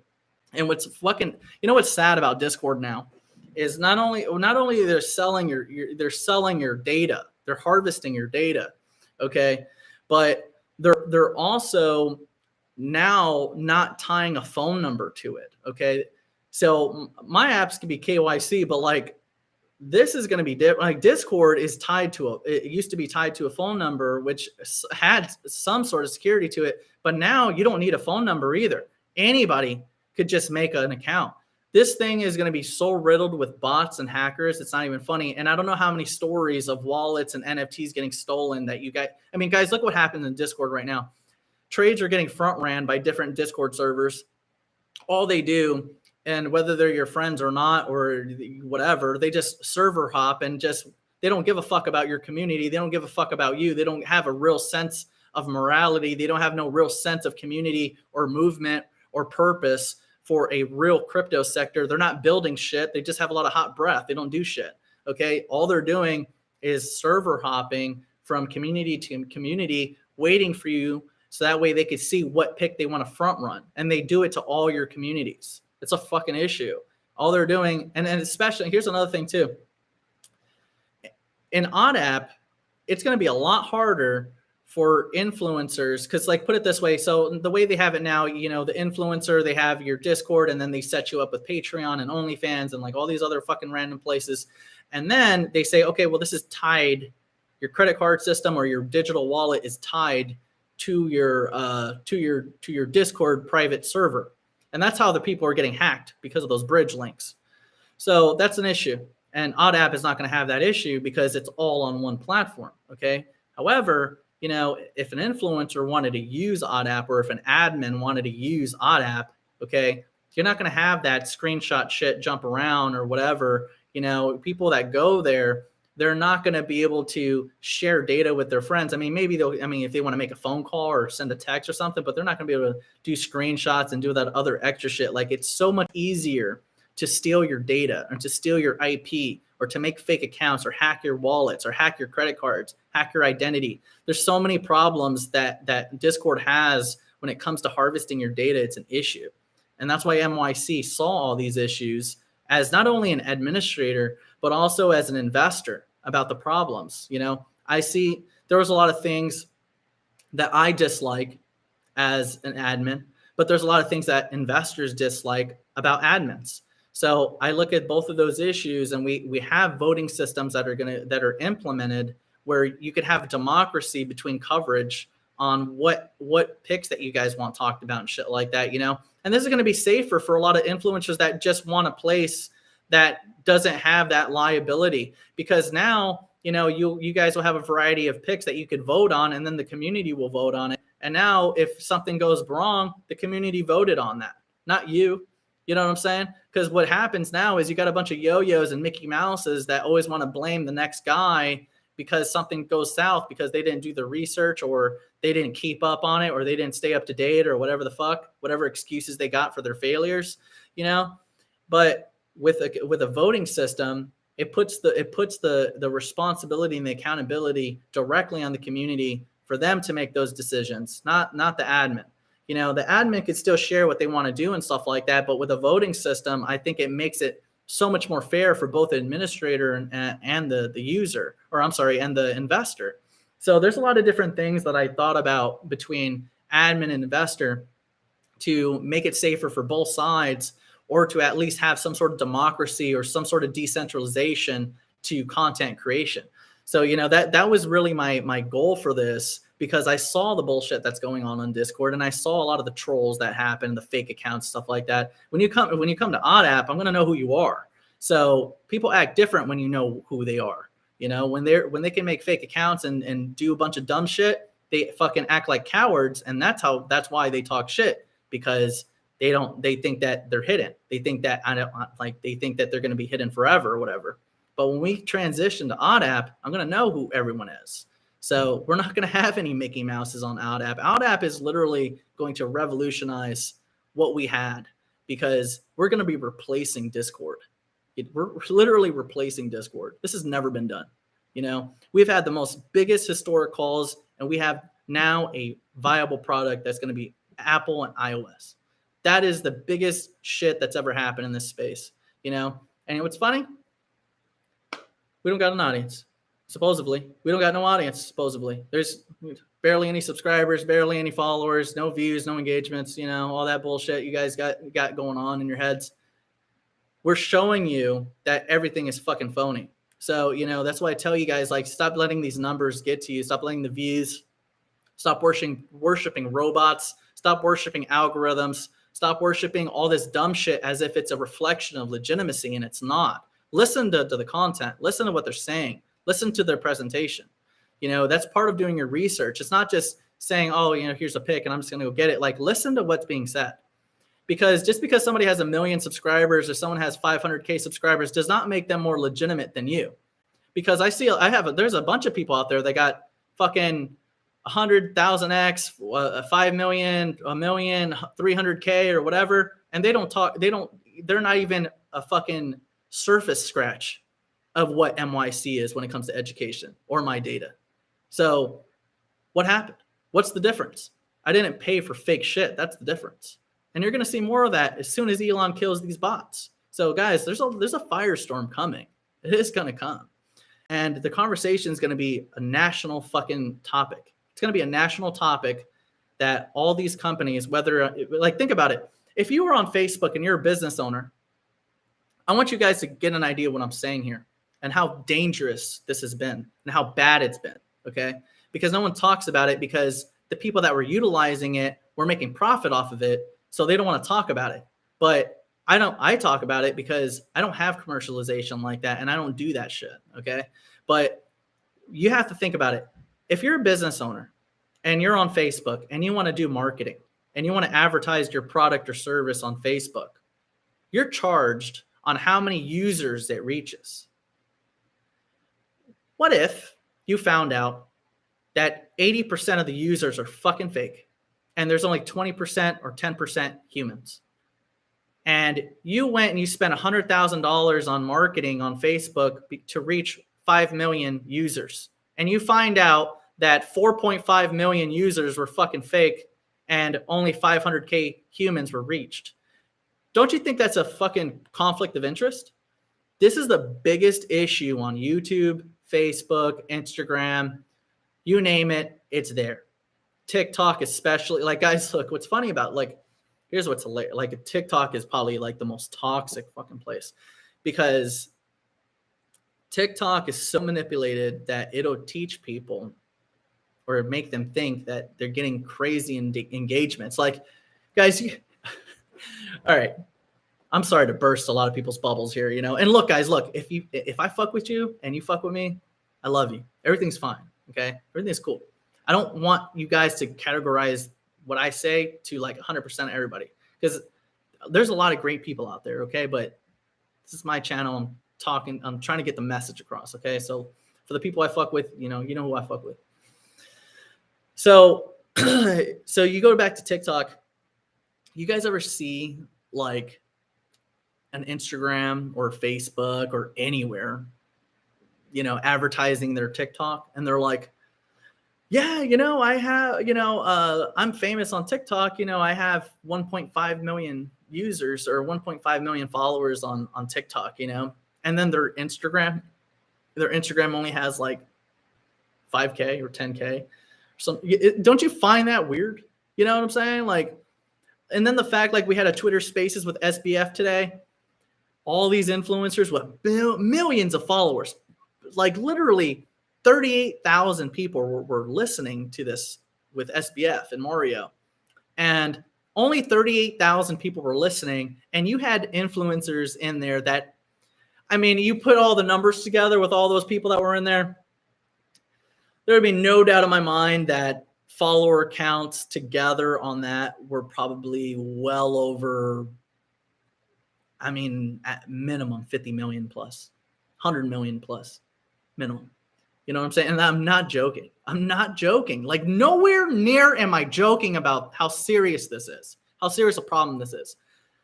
You had 38,000 humans on there that were broadcasting to the public on their accounts that they had millions of followers. And there's no doubt that even a fraction of that was over 50 to 100 million followers. And there were only 38K people listening. Where are all the humans?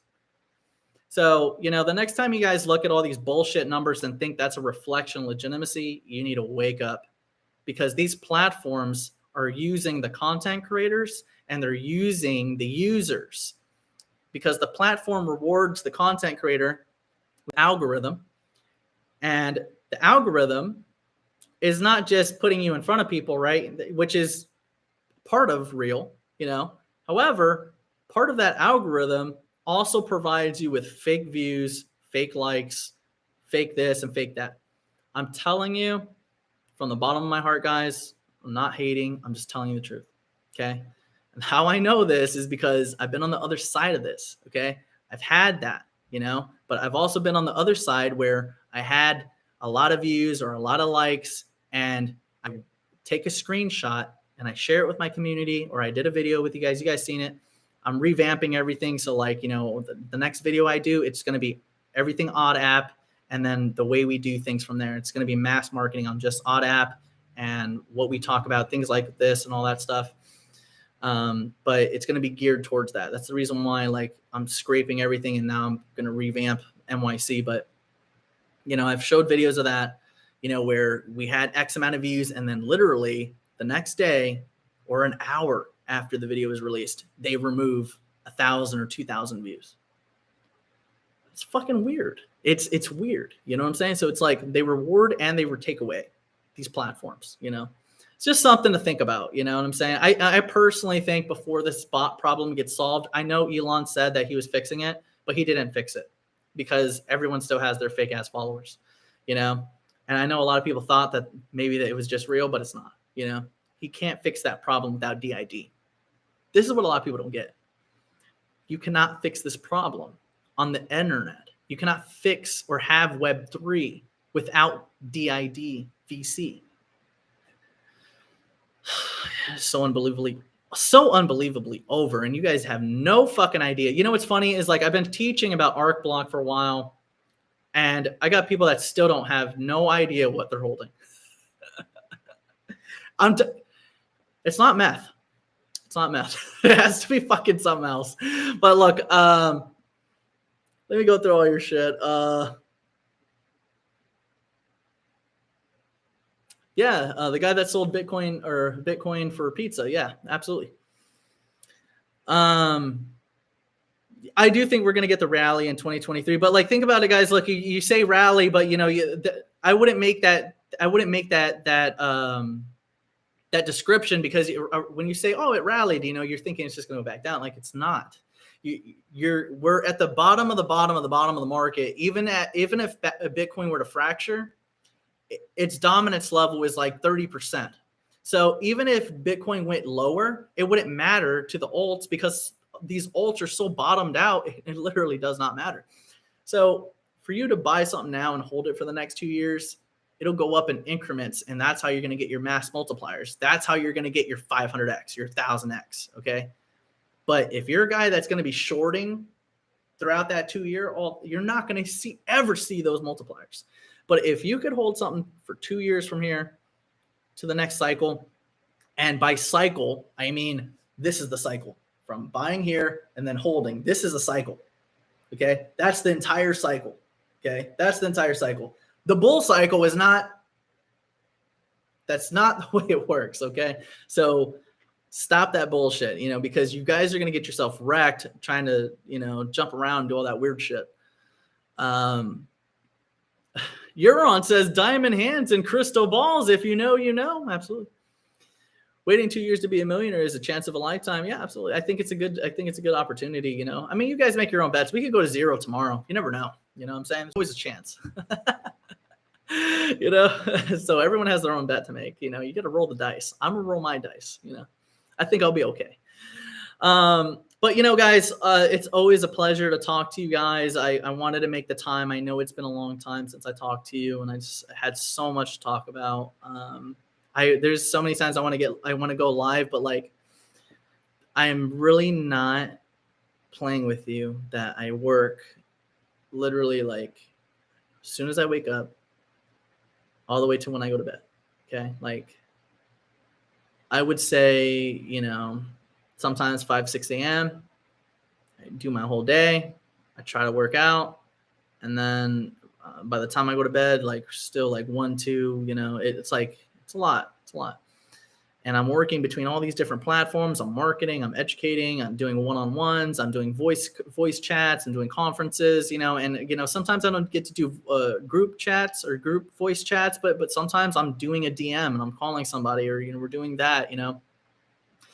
What's nice about the Odd app is I'm going to be able to congregate our members all in one place, because right now we have members in Discord, but we have a lot of members on Twitter, LinkedIn, Instagram, Facebook. I got some on Telegram.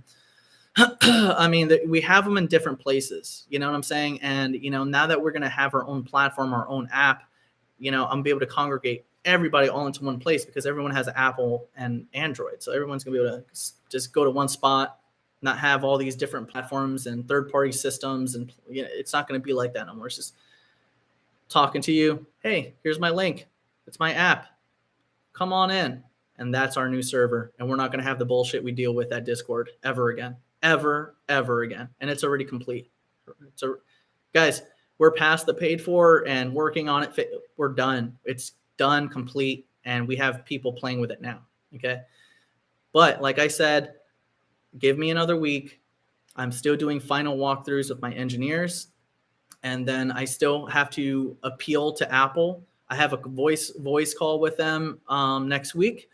And then we're going to see if I actually need to put in this feature. I don't think it's necessary. I think they'll see my way, and if they see my way, then it'll instantly be deployed on Apple at that time.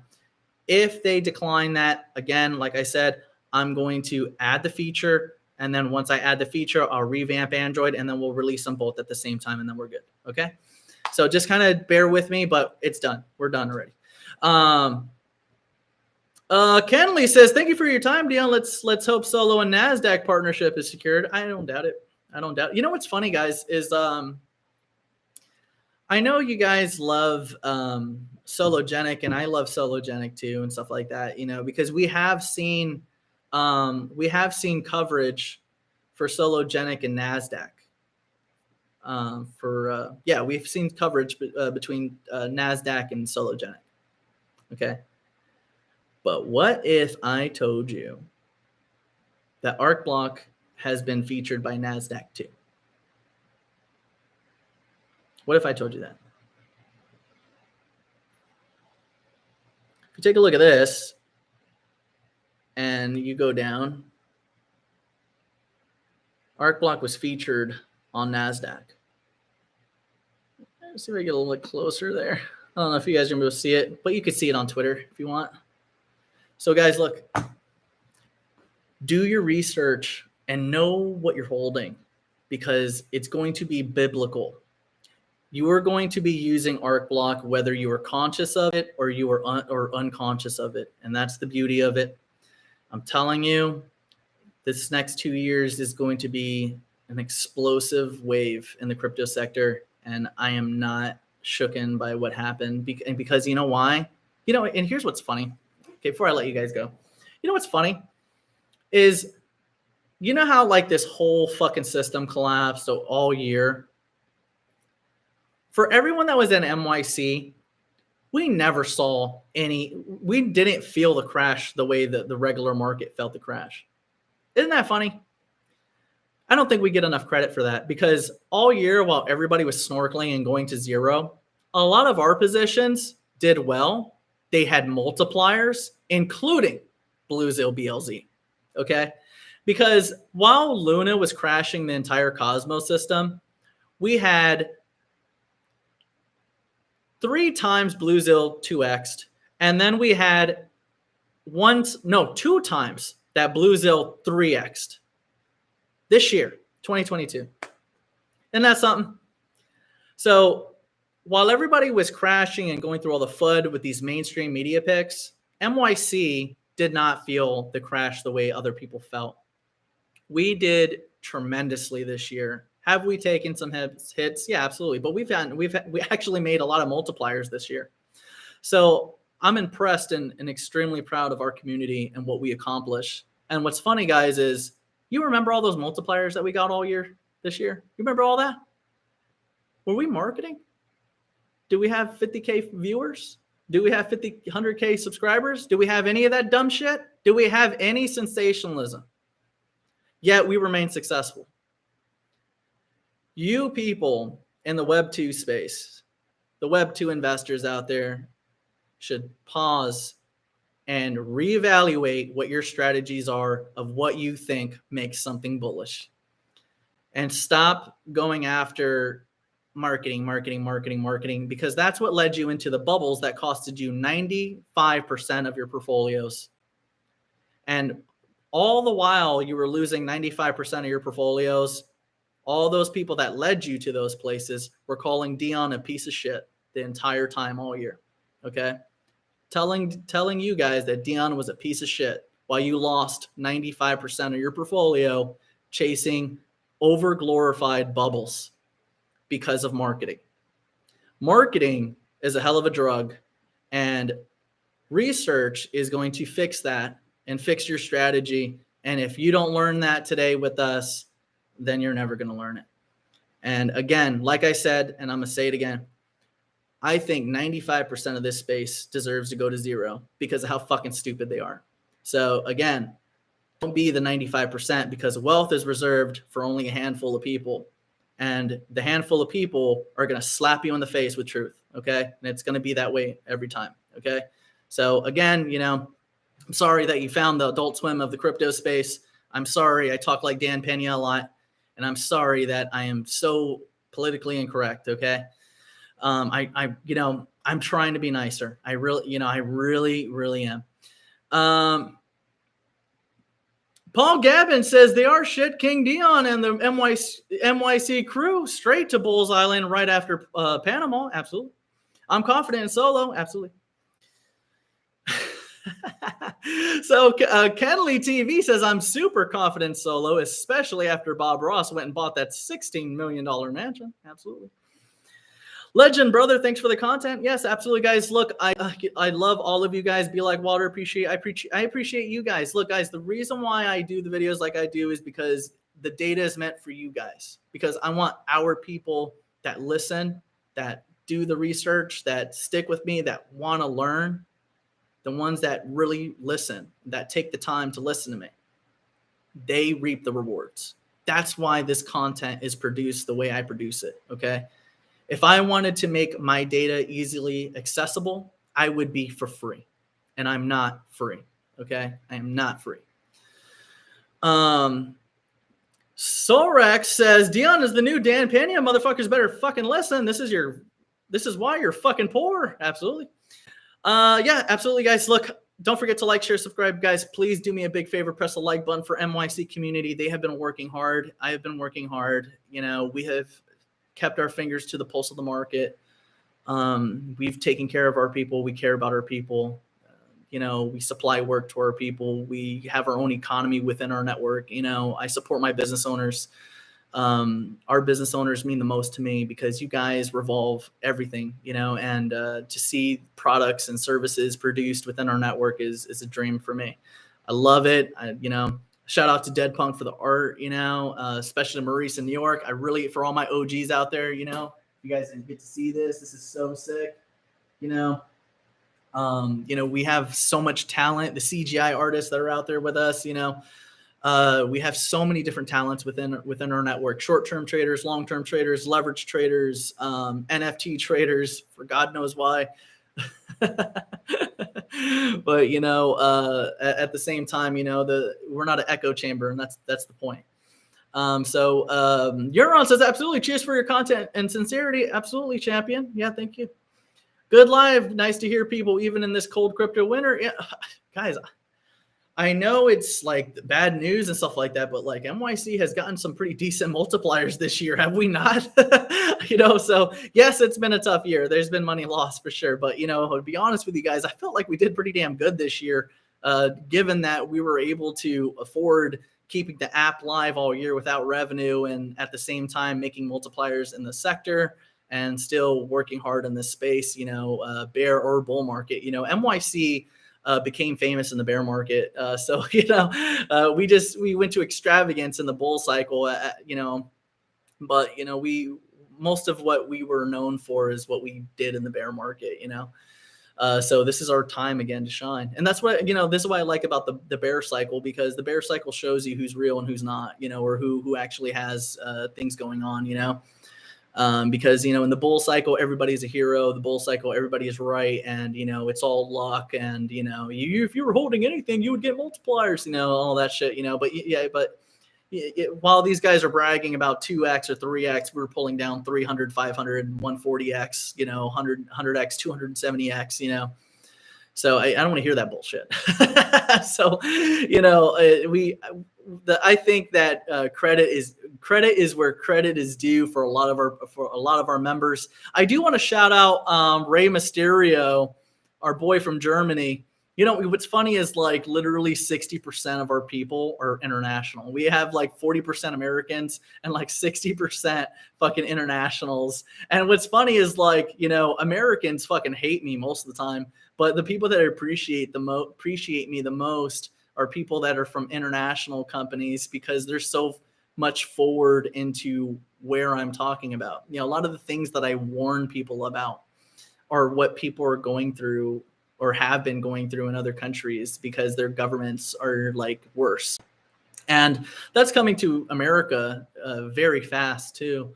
And, you know, but again, you know, it's always good to be appreciated. And I appreciate you guys. I love you. I love the support you guys have given our community. And, you know, with Odd App, it's going to become very much less about me and more about us, you know. So I ask that everybody, when they talk about MYC, that they refrain from bringing me up. It's MYC community. We're the ones that do the damage. We're the ones that fucking rock out there. We're the ones that party on yachts and fucking helicopters and do all that crazy shit, and we get no PR for it. You know, so, you know, I want our people to be recognized for the greatness that they are, because they are great. A lot of us have done tremendous things. From unbelievable, remarkable things has happened within our network, the most unbelievable things. And we don't have the algorithm. We are shadow banned. We are all these different things. And from day one, I was told what I am will never work. I have to conform. And like I said, I will never never in my life will I sacrifice my spirit or my individuality for the sake of profit, popularity, or clout. I'm not going to sacrifice my spirit for the world. I'm going to keep to myself and be myself. And, you know, that's going to bless me more than anything. That's what I'm about. But I am very bullish on Sologenic, Arcblock, and a lot of these other set and forget picks that we went over today. EQ, Jasmine, HBAR for sure, BLZ, TRX, Algorand, very cheap right now, Graph, ETH, you know, I mean, everything is for sale. And it's going to be a tremendous bull cycle. And the bull cycle, in my opinion, is now. And the bull cycle, you know, does not happen overnight. It does not happen within a week. The bull cycle does not happen within 2 weeks or 2 months. The bull cycle happens within a 2 to 3 year period after a tremendous crash. And to be honest with you, I think we have experienced a tremendous crash. And I think this is our time to hold very long and do very well to see 3 to 4 digit multipliers as we go into the future. So guys, with that, I am going to let you guys go. I will catch you guys in the server. Guys, don't forget, we did open 2 free channels. If you want to just hang out or you want to come say hi to me, you could always pop into the free chat in the Discord. I'll leave my link below. I got the free channels there. And if you want to get into the private network, you know, that's fine. You know, for now, you know, we've reduced it to $200. But, you know, to be honest with you guys, you know, with OddApp coming out, we're going to utilize Discord still to relay data for the shrimps that are going to be left behind a little bit. So we'll still utilize it, you know, but there will be a transitional period where we end up 100% going into OddApp. But, you know, for now, you know, we're going to use Discord until I get confirmation for OddApp on all sides and I say the coast is clear. But, you know, if you do want to join the private network, you know, $100 or, you know, less or whatever, you know, that's fine. It doesn't matter. It's kind of more or less like Discord is more or less, you know, going to zero. So, you know, it's worthless to me now. So, you know, if you guys just want to support the movement, I'm happy with that. If you just want to support the movement, I just want to see a transaction made. I want to see a trust line or like a form of trust made. That's fine. And I'm fine with that. You know, we're going on to bigger and better things now. So, you know, I'd be more than happy to have you guys, and we're still going to utilize it. It's just going to be more of a filtration process. But I will catch you guys on the next one.